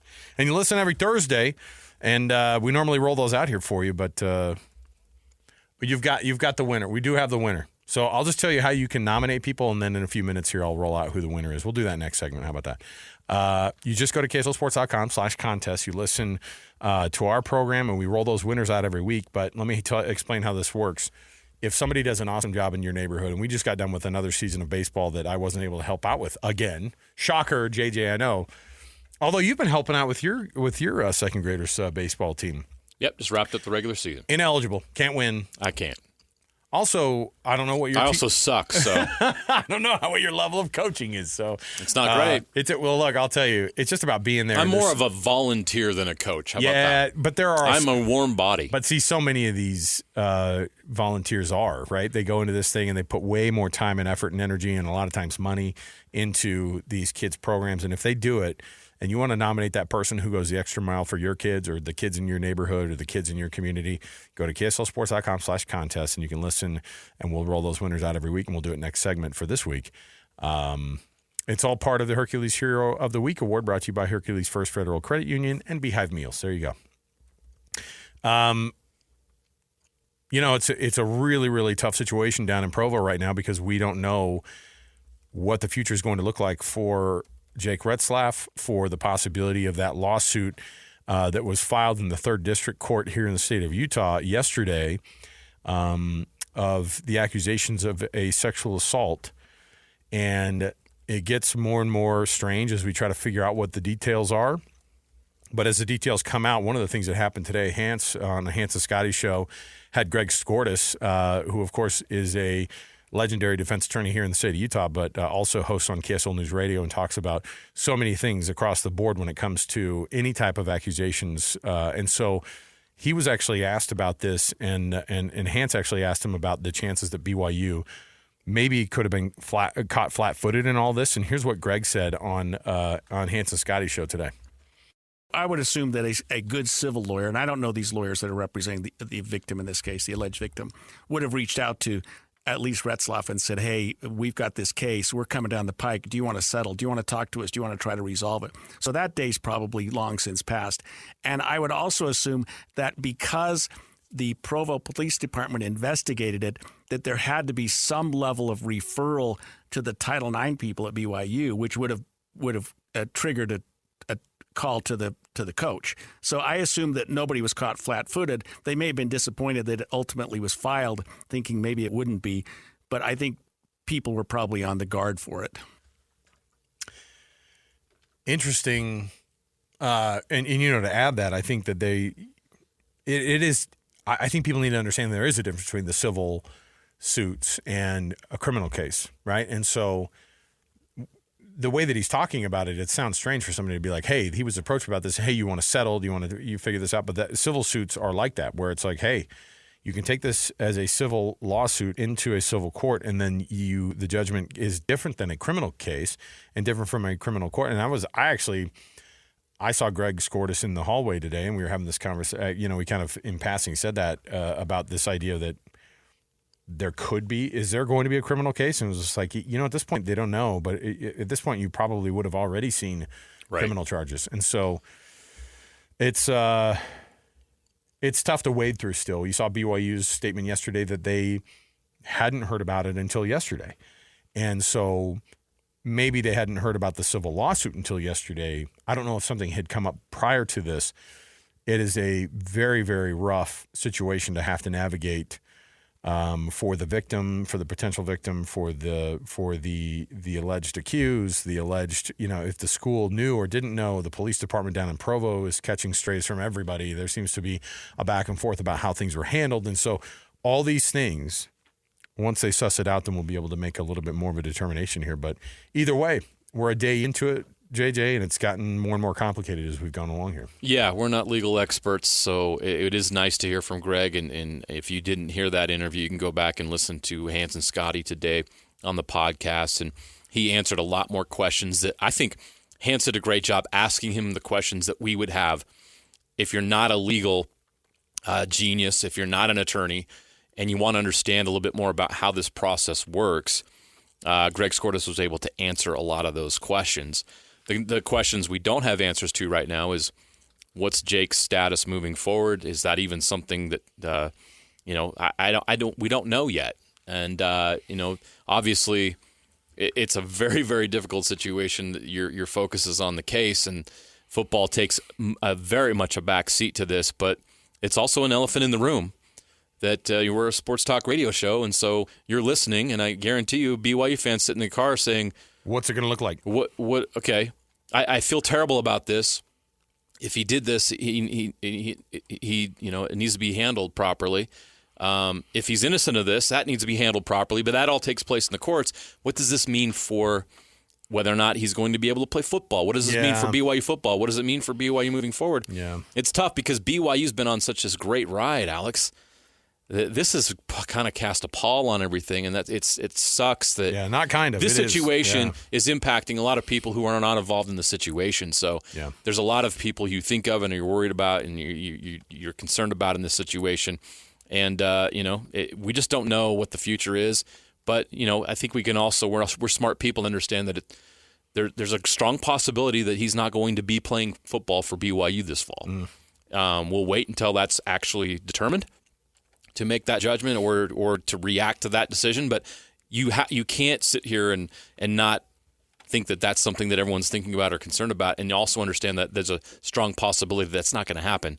And this is a team that had a lot of high expectations this year, and now you wonder where is this team going to be if he's not there? Yeah. What does that mean for the football team? And but again, it takes a backseat to what's happening with this civil lawsuit. Got to figure it out. But yeah, it'll be one of these conversations. But you said it is interesting. You can't just talk about the football now. You can't just talk about the sports now, right? And this is going to have to be a situation that gets figured out and going forward before you can even have those conversations. So, all right, we'll take the break here. We'll come back. When we do, We've got ourselves an extra conversation. I've got a top 10 game for JJ that you don't want to miss.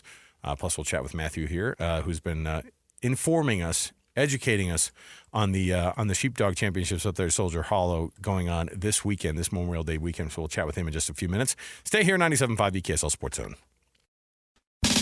This is DJ and PK. Sam Farnsworth, Channel 5, joining us. OKC, I think to a degree, they're a role model for the Jazz. They missed the playoffs only 3 seasons, and the Jazz, obviously, we're at that point. How about expediting the process a little bit, or just say, no, we're going to go right back at it next year? Expediting the process, I think that's what most fans would love to see because they've patiently endured, and I think that's part of what made the draft lottery such a gut punch. We endured all that. We went through all that to just get the 5th pick. I still feel like in the end, the best way for the Jazz is to do it one more time. Did you just go and quote a Britney Spears song? One more time, baby. Just one more time. Come on. I mean, next year's draft class is better, right?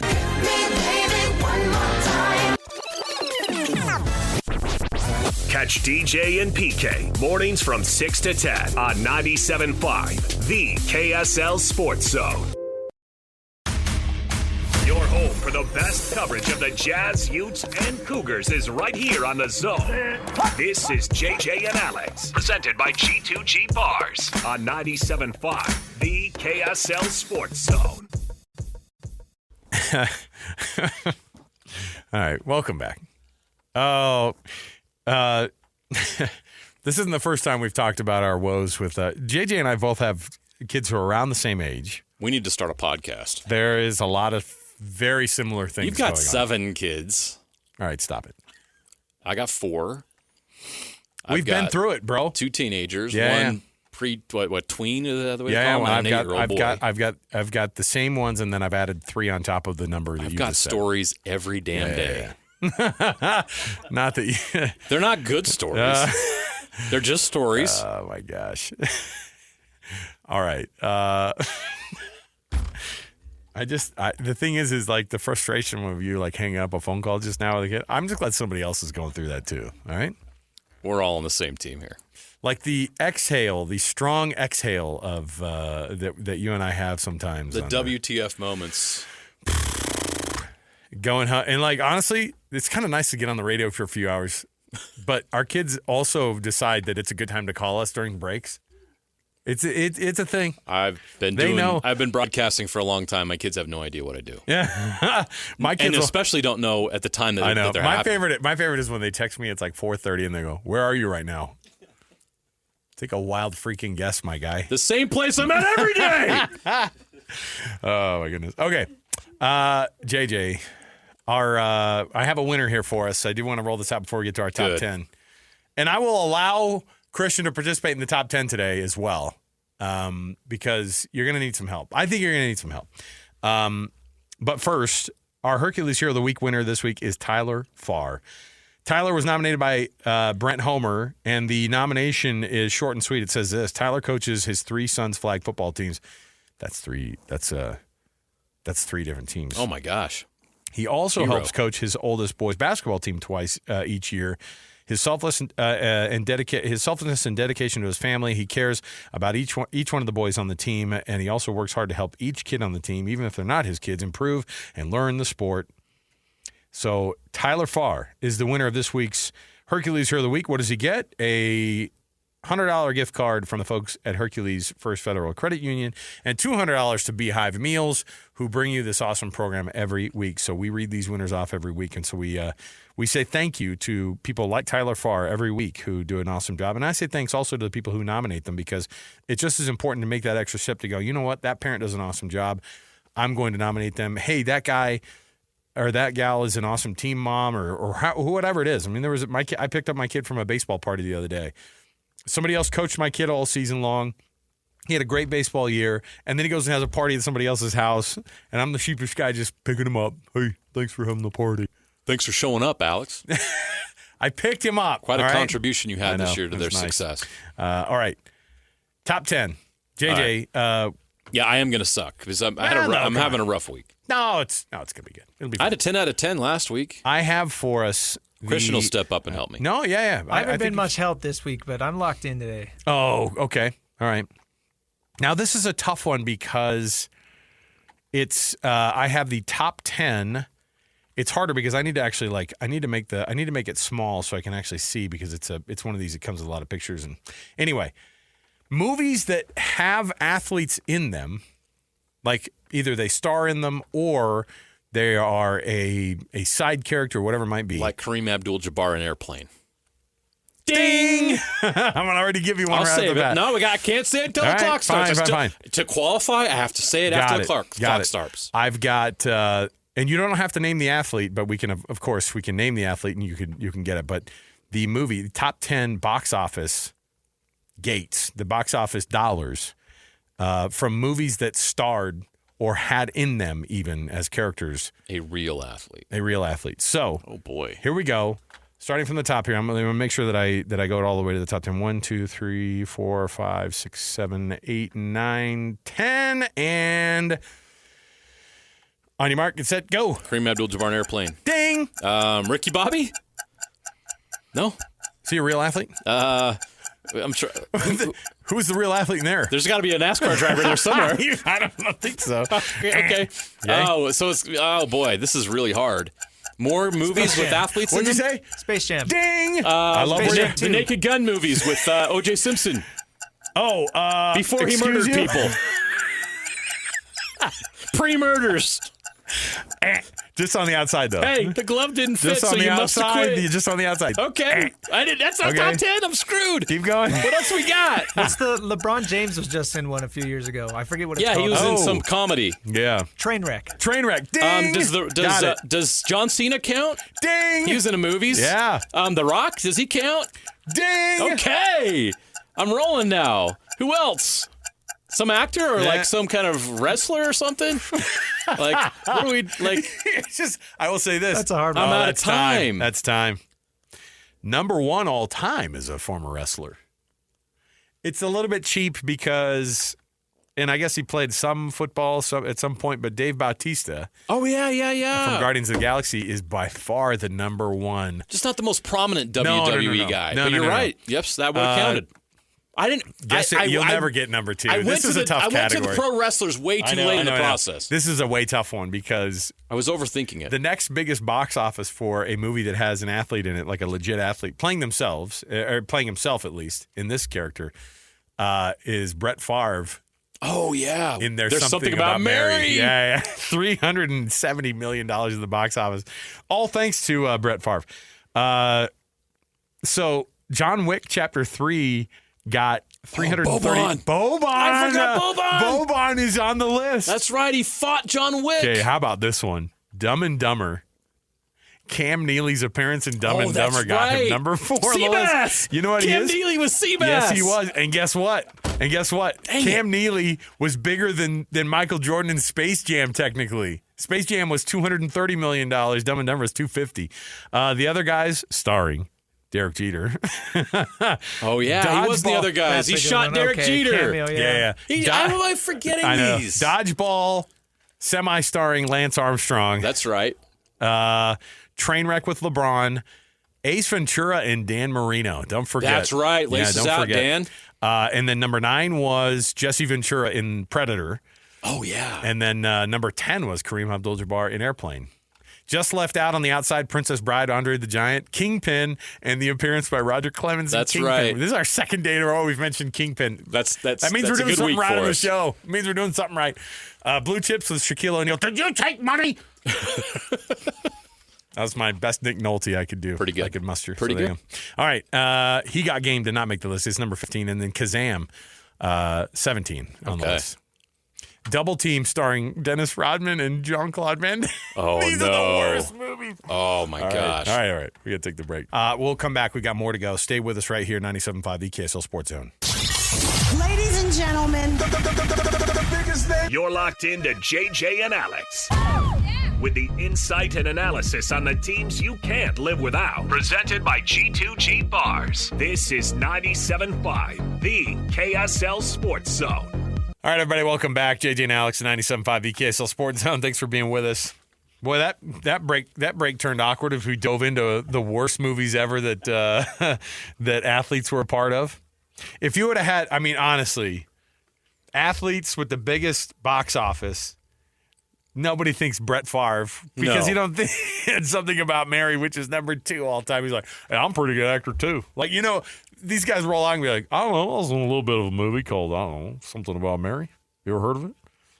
Number 2. I'm sure he bragged to all those women he sent the pictures to. Yeah, or like to the people he stole money from, or that allegedly. Was it Mississippi? Yeah. Good job, Brett. Great guy. Hey, JJ, we got to get into the program here, all right? We got stuff to get to. We got to get with the program. Come on, man. Our program brought to you by focused. G2G Bars. We have them right there in the fridge. Try one for yourself. Costco, Holiday Oil, Maverick, Associated Foods. All in the refrigerated section. Give it a shot. Let's start off the hour here with the cut. Let's jump in right here. It's time for the biggest story of the day. This is what made the cut with JJ and Alex on 97.5, the KSL Sports Zone. And this portion of the show brought to you by Trajan Wealth. All your trusted local needs in retirement. Local fiduciaries, Trajan Wealth, TRAJAN Wealth.com. Let me see here, JJ. End of this segment, by the way, and we're going to be giving away some tickets to see RSL in the Vancouver Whitecaps. Remember, you know what? The missed opportunity here. The Vancouver Whitecaps, remember, are owned. I think one of the principal owners of the Whitecaps is Alex Kerfoot's father. dad. Yes. That's a weird. Isn't that a way? Group. See, Christian, our producer, just found that out too. We were like, at one point, we were talking about it, and he's like, yeah. Maybe that. I don't know if that's still the case, but I bet the Kerfoots are going to be in attendance over here. Greg Kerfoot, Steve Luzo, Jeff Mallett, and Steve Nash. Those are the owners? That is the ownership group of investors that own the Vancouver Whitecaps. Pretty cool. So our own Alex Kerfoot, his dad's team, the Vancouver Whitecaps, going to town. We'll give those tickets away in just a minute. The College Football Playoff Committee apparently got off of a call today. We wondered about this, JJ, because one of the things that came up was, they're not going to have enough time, right? Mm-hmm. They're not going to have enough time, and they're not doing it. They're not making the move. The last thing we had heard about all this was that they were going to move right on, and they were not going to have we weren't going to see a seeding situation change for this upcoming year, right? Now, I forget every time, but it's the 12-team playoff. This is the last year of the 12-team playoff coming up, right? And then the next year, correct. You're likely going to see a 14 or 16-team format. I think the more likely starting is in 2026. The 14 team is the more likely, but I think at some point we want to get to 16. But in the end, JJ, when you look at the setup here and you look at how the seeding happened, it's kind of a mess the way you try to. Like, let's not overcomplicate things. Let's put the best teams in the college football playoff, right? Yeah, 100%. I'm fine with that.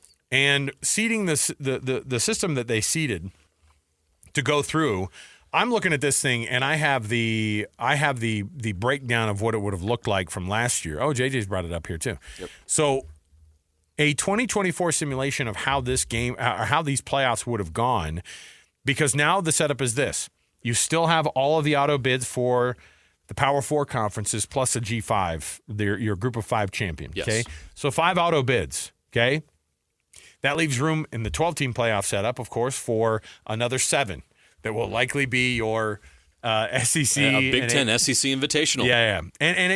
And look, there's a reason why this is getting pushed through. It's because those big conferences. And there's a lot of money on the line. Let's not kid ourselves. We're talking TV dollars. We're talking TV ratings that turn into TV dollars. We're talking about shared revenue, by the way, with athletes that should be very, very interesting in the future how they treat this, right? And how they're going to treat, that national championship game or bonuses that come to these players, whatever it might be. These are big-time eyeballs on big-time football games, and that equals money. And last year, as you had the breakout, if you were to look at it and say, oh, okay, yeah, because last year's rankings gave us a Boise State team that was ranked 3rd, an Arizona State team that was ranked 4th, but neither of those teams anybody felt like were probably to that point, right? And that was the beef that we had. They would be seeded if it was done without the autos. Right, and the college football playoff rankings from last year were, again, when we have to reseed them going into these plays, it just feels weird, right? When you go into this thing. So the final rankings, you had Oregon 1, Georgia 2, Texas 3, Penn State 4. That's the way it would shake out with these new rankings, okay? Because as it was last year, it was Oregon 1, Georgia 2, and then it was Boise State 3. What? And then it was Arizona State 4. Now, you can make an argument that Arizona State and Penn State pretty similar in terms of like a resume, and they had the same record, obviously, going into the last part. But, Penn State is Penn State, right? Right. So now where do you put them? Well, it's wherever those rankings are, because if you look, Boise State was ranked 9th, and Arizona State was ranked 12th. 11th. Oh, excuse me, 11th. Yep, Clemson was 12th. And then I'm saying in the actual rankings, and then Clemson was 16. Right. So Clemson as a 16 team, the ACC team, they went to 12. Right. I mean, that's what the new format would be. They would go to 12. Correct. You'd have Arizona State go to 11. Mm-hmm. You'd have Boise State be at 9 because SMU was ranked ahead of them. So SMU was number 10, and they stayed at 10. So it would be a straight ranking. So this is what it would look like this year. Number 1, Oregon, if we were to reseed them. Number 2, Georgia. Number 3, Texas. Number 4, Penn State. Number 5, Notre Dame. Number 6, Ohio State. Not that far off. They were number 8, right, in the rankings? Right. And you would have number 7, Tennessee. Number 8 would be Indiana. Number 9, Boise State, like I said. Number 10, SMU. Number 11, Arizona State. Number 12, Clemson. This is actually closer to what their actual rankings are, which is what makes sense. And you know who wishes it would have been this case the most? Who? Oregon. Oh, I know. Who Look. did Oregon have to play at the bowl site in the quarterfinals? Ohio State. Yeah, that's right. In this scenario, that's Indiana. Even Ohio State at a 6 seed, they're on the other side of the bracket. It would have been an Oregon-Ohio State national championship And look, I think game. Texas lost to Ohio State in the semifinals eventually, right? Yes. Isn't that right? Correct. But they would have been playing one another in this setup if Ohio State were to beat Arizona State. And look, who knows what Arizona State would have done with Ohio State? Maybe it would have been a better matchup. I mean, Ohio State, the way Ohio Texas State was playing in the playoffs, I imagine they would have obliterated Sure, them. why not? But Arizona State also took Texas to overtime, right? No, remember the first half, though. The first half was not close. Right. But you would have had a Penn State-Notre Dame matchup in the quarterfinals, which was also, wasn't that one of the, that was one of the semifinal games as well. Oregon and Indiana, that would turn out differently. You would have likely an Oregon team that would be in the semifinals versus having to be bounced in that first round by the number 8 seeded Ohio State, which we all laughed at when we saw the seeding anyway. And Oregon would have much rather have played a Penn State Notre Dame winner in the semifinals, right, than the Ohio State quarterfinal matchup they got. Look, here's the reality: the 5 auto bids getting seeded the way that they're probably more likely going to be seeded is actually the way that it should be. The unfortunate thing is you're going to have an SEC champion and an SEC champion and a Big Ten champion. That's what happened last year, right? Mm-hmm. And then after that, you're going to have a battle for the SEC and the SEC and the Big Ten for who the next teams are going to be. And I will just tell you, based off of last year, you're going to see Alabama getting in that scenario. Remember, they were 11th at the end of those rankings. They would likely be in. Even lowly Miami, maybe it gets a look at some of these. If you add 2 more teams or possibly 4, then those teams definitely get in. They get in.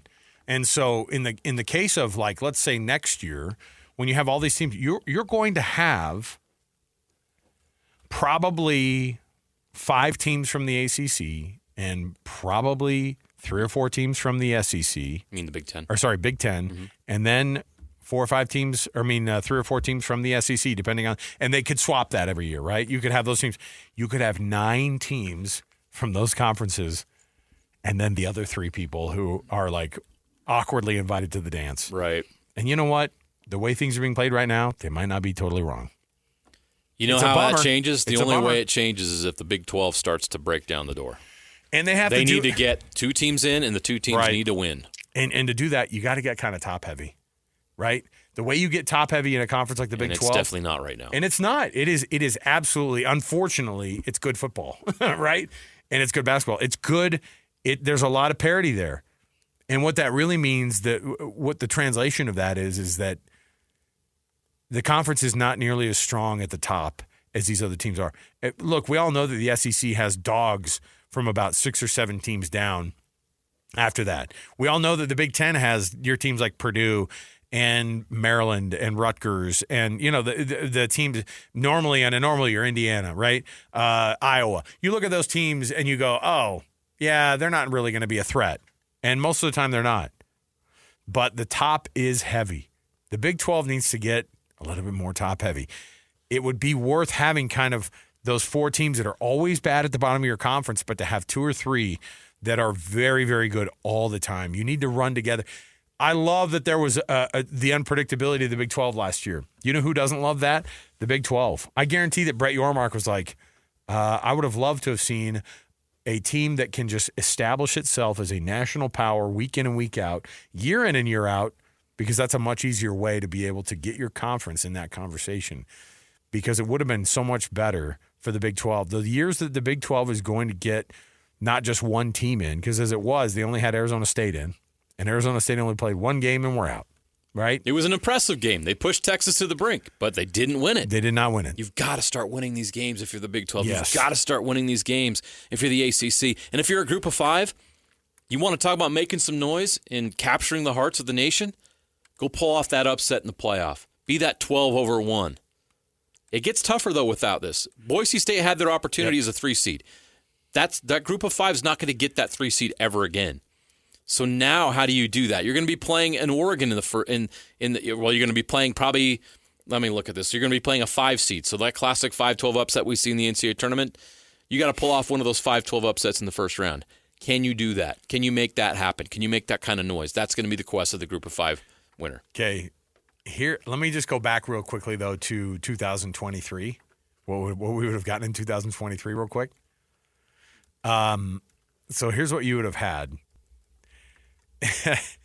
So it would have been Michigan, Washington. Those are your 2 champions from the Big Ten, from the Big Ten, and the they played for the title at that point. The Texas was in the Big 12 still at that point, right? So they were the Big 12 champion, I guess, at number 3. They played that 3 seed. Alabama was the 4 seed as the SEC champion. So 1, 2, 3, 4 was kind of set because you had still the Big 10, Pac-12, Big 12, and the SEC. Now, you recall that Florida State was left out of that whole thing as an undefeated, right? Now, obviously, in a 12-team playoff or in a 14-team playoff, Florida State would be in that conversation. They would be the 5th-ranked team in that conversation. Georgia would be 6th. How much has that changed, by the way, that season? Because Georgia ended up beating Florida State in that Orange Bowl. What was it, 64 to? Yeah, they blew them out. It was like 64 to 7 or something like that. Ohio State would have been your 7 seed. Your 8 seed would have been Oregon. Your 9 seed would have been Missouri. Remember the Tigers had a really nice year. 10th seeded Penn State, 11th seeded, because we've already had the ACC represented in this one. All the only one we don't have is a group of 5 team. You ready for the group of 5 team? Yes. It's twofold fun, and here's why. Oklahoma gets booted because they were going to be the 12 seed. All right, boo-hoo. That would have been your second Big 12 team. They're out, and they get replaced by, goes all the way down to the bottom, the number 23 team in the country who was undefeated that year is the G5 team. Do you recall who it was? Liberty. You got it. Liberty would be your number 12 seeded team. I don't hate it. Now, people who are the old heads, and frankly, they have a point. Oklahoma getting bounced for Liberty, that's tough. But Oklahoma did lose two games last year. In 2023. If you go back and do this, I will tell you, it gets kind of fascinating, which means that in the future, JJ, it's going to be fascinating. Mm-hmm. And the best teams are going to be playing one another. That's what you're aiming for. And it can come across like the SEC and the Big Ten are taking over. Guess what? They have the best teams. Guess what? They have the best teams. The only way to change that perception, if you're not in the Big Ten or the SEC, go beat those teams. It's unfortunate. And the entire country will be cheering for you. Go make it happen. All right. We'll come back. We've got more to go. Stay here. NFL Blitz is next. 97.5 the KSL Sports Zone. This is DJ and PK. Former BYU coach Steve Cleveland. I've not seen AJ play. As I watched that 90-minute practice, Wright is going to be the point guard on this team. But you probably have a difficult time telling AJ that he's not going to handle the ball. He was playing the point guard. He's not a selfish player. He's very selfless. He hits the open man. He's got such size and length. Watching him initially, I thought he looked a lot like Paul George, but he's even got a better body. It took Paul probably 2 years to get a body like AJ already has. So it's obvious that he's going to have an impact immediately. This team's going to be really good. Houston, Texas Tech, BYU, Arizona, Ohio State, those are going to be the same teams that are going to show up. I'm excited about it, man. I think it's going to be a really, really good year. Catch DJ and PK mornings from 6 to 10 on 97.5, the KSL Sports Zone.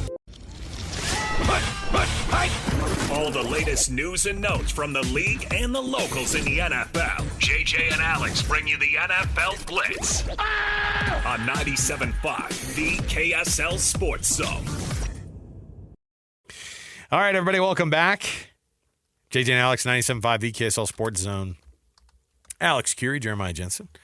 Yesterday, at the very end of our program, Jim Irsay, it was announced that he had passed away at the age of 65. After that, went home and I kind of did a deep dive in, and I saw a ton of his former players, including I saw a post from Peyton Manning who, said his heart was broken about the whole situation. And, this is a guy who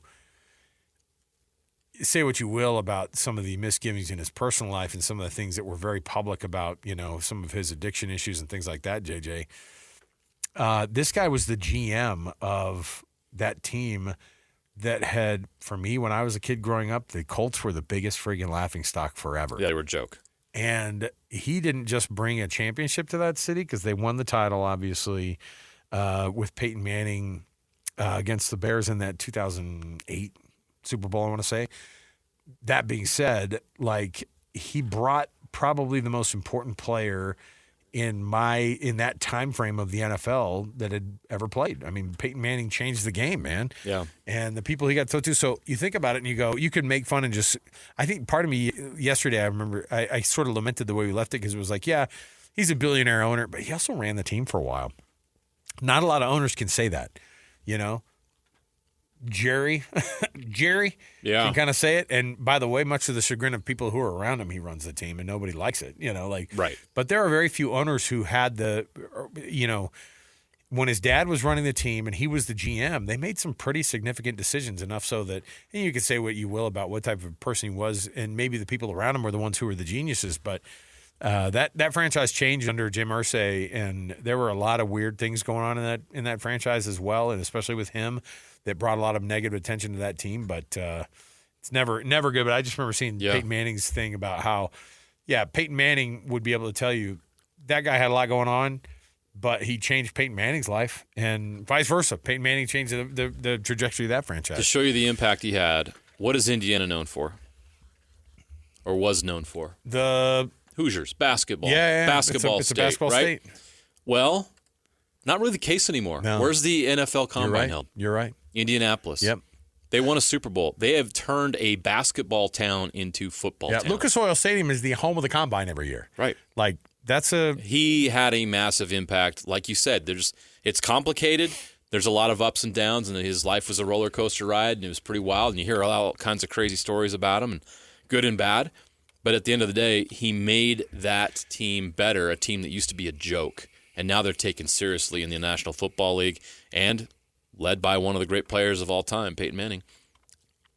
Pretty wild. And just the more, I think I left yesterday thinking, maybe we didn't give enough importance to kind of what he had done there. We just soaked in the news that he passed. We broke it during the NFL Blitz. Yeah. Let me see here, JJ. No, we broke it during Best and Worst because it happened late. It was the very end of the program. Yeah. I don't know what the things are that get your blood pumping a little bit more. I like in the offseason teams trying to make decisions right now that are going to affect what the rest of this thing looks like for them. But Ben Johnson and the Bears, I don't hate that franchise right now. I've never been a big Bears fan, but I'm pulling for, and I don't even like Caleb Williams. But there's part of me that goes, I want to see Ben Johnson do something with Caleb Williams and vice versa. I want to see Caleb Williams kind of do. I think that the Bears franchise not being good is not good for the NFL. The Browns not being good are almost part of the narrative. You know what I mean? But the Bears have the best color combo, I think, of anyone in the entire league. They have a storied history. Amazing history. Incredible players. They play at Soldier freaking Field, and they won't, in the future. But I mean, there's a vibe, with this franchise, and I would love to see the Bears figure this thing out. And I would like to see Ben Johnson put something together as one of these young coaches in the league right now.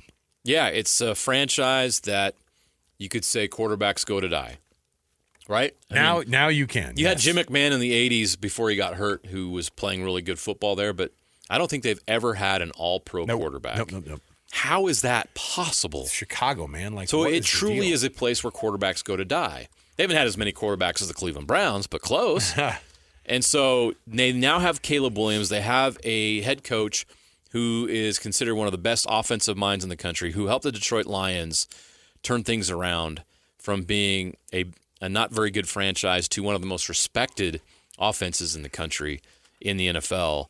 We'll see what they can do. It's kind of fascinating to see if the Bears can change the narrative, and that's what Ben Johnson's going to try to do. Next up on the Blitz here. If the offseason, look, I think there are some people that are huge for their team and their success going forward. One of the guys that fell off because of a bad injury, of a disgusting injury, and his team still kind of kept going, and I'm waiting to see what the next version of that is Lions defensive end Aiden Hutchinson. Yeah. I think we forgot that guy was really freaking good. And on top of it, he's going to be coming back and he was just cleared today for a full return to the league. I love hearing news like that because those young guys who are awesome, like Aiden Hutchinson, you want to see that. And by the way, this is a guy who grew up in Michigan, played at Michigan, is playing in Detroit. The storylines that are right there. Again, these are teams I don't typically like or cheer for or think much of, but Lions and Bears doing well and the NFC North performing well is just one of those things I think could be good. Aiden Hutchinson is one of these guys we totally forgot after he had his injury. He's one of the best young pass rushers in the league. And, yeah, the gruesome leg break didn't derail the Lions' season. Their defense probably missed him a bit. I think they really missed him in that Commanders game. I think they were not able to put any pressure on Jaden Daniels, and Daniels was able to cook. And I think Aiden Hutchinson coming back will give them that edge rusher that they need to disrupt things a little bit more and make things a lot easier on that defense. So the Lions getting him back is going to be welcome, and the Lions are going to be a force again this year after going 15-2 last year. Quite a run for them, and obviously the year before that going on a deep run as well. Who ends up having a better year next year? The New York Jets or the Chicago Bears? Bears. The Jets wide receiver Garrett Wilson said that he wanted to, quote, "I'm hopeful that I'm a Jet for life and that we get this thing rolling for the best of our days, or so that the best of our days are just ahead of us here." And I thought to myself, oh, man, if we hit that guy with the truth serum, do you think he's being truthful about wanting to be a Jet for life? Yeah, well, look, the Jets suck, and that franchise has been bad forever. But it is in the New York area. It is. Technically, it's in New Jersey. But it is a big, giant market. And when you win in New York, you win. You win big. And everybody there makes all of it big. It's bigger to win in New York than it is anywhere else in any professional sport. So I think fans there and people in general are waiting for the Jets to wake up. I think they're a sleeping giant. No pun intended with the team across town. But the Jets should be better. The Jets are in New York. They have a lot of advantages over other teams. The reason they've been so bad is poor management and ownership. But if they can turn things around, you can become a superstar in New York. I understand why Garrett Wilson would want to be there and try to figure it out, because if he does, the payoff is huge. Huge. Did the Jets win a Super Bowl with or did they just win a? They won a Super Bowl. Super Bowl III with Joe Namath. With Joe Namath. 1969. So 69 is when they won it. It's crazy to think that the Jets winning their Super Bowl was only 4 years before the last time the Knicks won their title. Wow. That's pretty dumb, right? Like, in our minds, the Jets have been awful Can you imagine forever. New Yorkers back in the late 60s and early 70s hearing what you just said? I will tell you why. I will tell you why. 52 years? I know. So you have the Jets, who haven't won since 1969, okay? You have the Knicks, who haven't won since 1974 or 73. Which one was it you said? 73. Knicks in 73. So that's a 4-year difference. You're talking about 50-plus years. The way that they act now, those years that they won they won the AFL. You know, I think before the merger, obviously. Did they? They did back in actually the same. They won the AFL championship the same year that they won the Super Bowl. Yeah, because the merger Correct. happened in 70. Yep. Remember this? Yep. So they won the AFL championship, but they also won the Super Bowl that very same year. And the whole thing was, well, the AFL is so inferior to the NFL, right? You're not going to beat Johnny Unitas. Yeah, that was the idea. So it's just crazy to me to think that. Well, here, let me throw this out to you. The Yankees have not won a title since 2009. The Giants have not won a title since 2011. The Knicks haven't won since 73. Oof. The New York Brooklyn Nets haven't won since 76 in the ABA. Not the NBA, but the ABA. Yep. If you want to count, the most recent title was the New York Liberty in the WNBA. But after that, it's been a long run. 2003 for the New Jersey Devils, 94 for the Rangers, 83 for the Islanders. Mets, 1986. There's been a lot of suffering in New York. Yeah. It's been a while since one of the four major sports brought a title to New York. I think part of it is the last time that the Jets were even in the playoffs were in 2010. So they have the longest drought in the four professional sports leagues. We'll take a break here. We'll come back. We got more to go right around the corner. We're going to chat with Matthew one more time here, talk about the amazingness that is the Soldier Hollow Sheepdog Championships and Festivals. Stay right here. More to go. We've got our best and worst next. 97.5 BKSL Sports Zone. This is Jake Scott and Ben Anderson. That's the advantage to BYU, though. It's not just Provo, Utah. It's Salt Lake City. It's Las Vegas. It's I'm Southern sure they California. have donors all over the country. It's Burley, Idaho. Yeah. All of a sudden, they went from we can't recruit anybody to we can recruit anybody. And you know what? You'll go live the honor code. If you're getting paid $5-6 million, Ben, I'll go live the honor code right now for that kind of dough. Whatever AJ DeBonsa's making. Yeah. For 6 months. Okay. Yeah, I'll put a suit on. It's crazy. They got plenty of money. And honestly, it's going to be a disadvantage for Utah. It's going to be a disadvantage for everybody. If you aren't one of those schools and they don't regulate it to put a cap on how much you can spend, it's a setback for every other team. It will slay some giants. Kook fans should be like, keep the Wild West. Call Mike Lee. Get him on the horn. Tell him, don't do anything. Yeah, don't do it. What are you, Don't crazy? do anything. Yeah. Hear Jake Scott and Ben Anderson every day from 10 to noon on 97.5 The KSL Sports Zone. Wrapping up the hour with our picks for the best and worst moments on today's show. As JJ and Alex want to hear your best and worst of the day.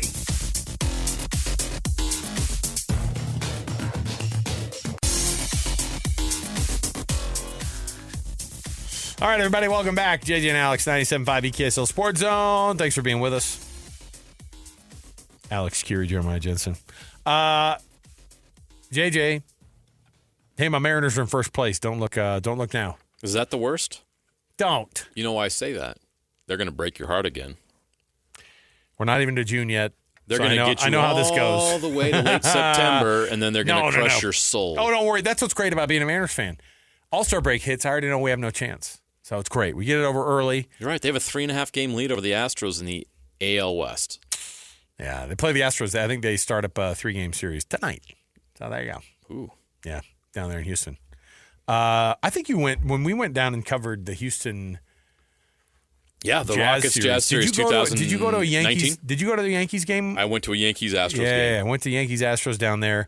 Is there more? Saw Verlander pitch. Is there? Yes, it was that night. Verlander pitch. Is there a more insufferable crowd than Astros fans? The answer is yes. It's Yankees fans at an Astros game. There were plenty. Let's go Yankees! The Yankees fans travel well because they don't have to travel because they're everywhere. Yeah, they are everywhere. It's the worst, but that's the worst. No, best and worst brought to you by the good folks at the Doug Smith family of dealerships in American Fork, Spanish Fork, and in Linden.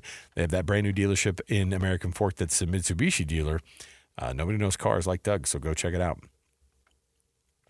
So I did pick this one up as the best. And I wanted to say something. I dove into the story and then I thought a little bit about it. We've made fun of Texas football for a long time because they were always that team that just gets, USC's in this vein, right? Where it's like, always going to be their year. This is the year. They win it all. They're blue blood. And so it never happens. They get the benefit of having a massive fan base, huge donors, stadiums, and they just print money, and iconic logos and things like that. It all helps. They're easy to hate. Easy to hate. And the Texas Longhorns, now that Steve Sarkisian's the head coach there, I wanted to say, oh, man, this is an interesting thing. So they're playing Ohio State first game of the year. They played Michigan first game of the year last year. They are going on the road to take on Ohio State. You remember they played a road game at Michigan to kick off their season last year. Yeah, I love that they're not afraid. They played Alabama and upset them 3 years ago. At Alabama. Yes. So this will be the third in a row that they've had an insanely big game right at the beginning of the year. At Michigan last year, at Alabama the year before. They're going to the Horseshoe to take on the national champion Ohio State Buckeyes. And Ohio State called because, of course, they can't do anything but make it about them all the time. Ohio State calls Texas and says, hey, we don't like the kickoff time. Can we shift it from a noon Eastern kickoff on Fox? And Fox said, we're amenable to this, but Texas has to agree. And Texas and Steve Sarkisian said, nah, we good. We're coming to your place. The game is kicked off at noon Eastern. That's a 10 o'clock time here. That's an early game. I mean, don't get me wrong. That's an 11 o'clock body time for Texas, all right? They're going to your place. You get to dictate everything. But when you call up Texas and you go, we want to play a little bit later in the day, Texas goes, no thanks. And they moved right on. And you know what? Texas has won the last 11 true road games under Steve Sarkisian that they played. Wow, that's a huge stat. Pretty hard not to look at that and go, okay, what the Longhorns are doing is kind of big here. So the worst is that Ohio State called and said, we're Ohio State. We'd like to change the game time. The best is that Texas said, is it Ohio or Ohio State? I can't remember what you were. Anyway, we're still Texas. We're still not going to take any calls about what time to change the game. I don't care what Ohio State does. Texas will always be bigger than Ohio State. Doesn't it feel like that? Talk about fans of the Ohio State would disagree with you. They're also very. I don't know. I don't think it's this big of a program. Sorry, Ohio State fans. All right. Well, Ohio State's won more national titles than Texas at this point, right? Oh, that's neither here nor there. Texas is on the 40 acres, man. It's big time. All right. We'll take the break here. We'll come back. More to go right around the corner. 97.5 VKSL Sports Zone. All right, welcome back. Final segment. JJ and Alex, 97.5 VKSL Sports Zone. Thanks for hanging out with us today, everybody.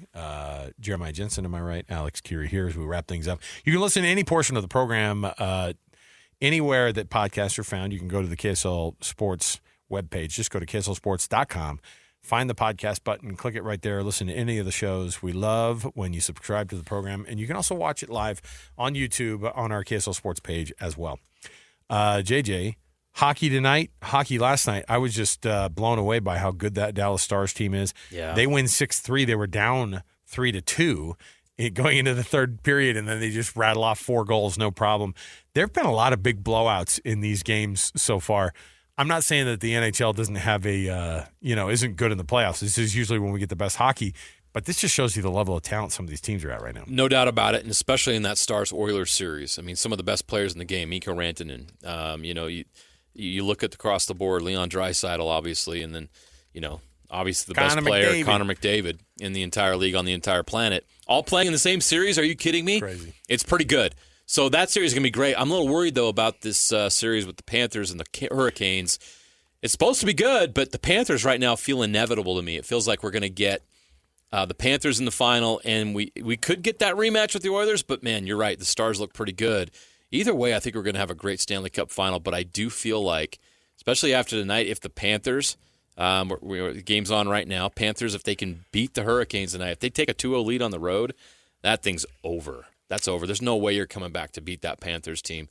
The Leafs had a 2-0 lead on the Panthers and lost that series in 7. Sergei Bobrovsky is now the best goaltender in the NHL at this point of the playoffs. Like, now that Haliburton is out, Bobrovsky's been absolutely on a heater, and he is the guy. And, again, we were talking earlier about this with Tim Reynolds. He said, look, if you've got a goalie that's dominant, then nobody's going to beat you. And the Panthers have that. So, all right.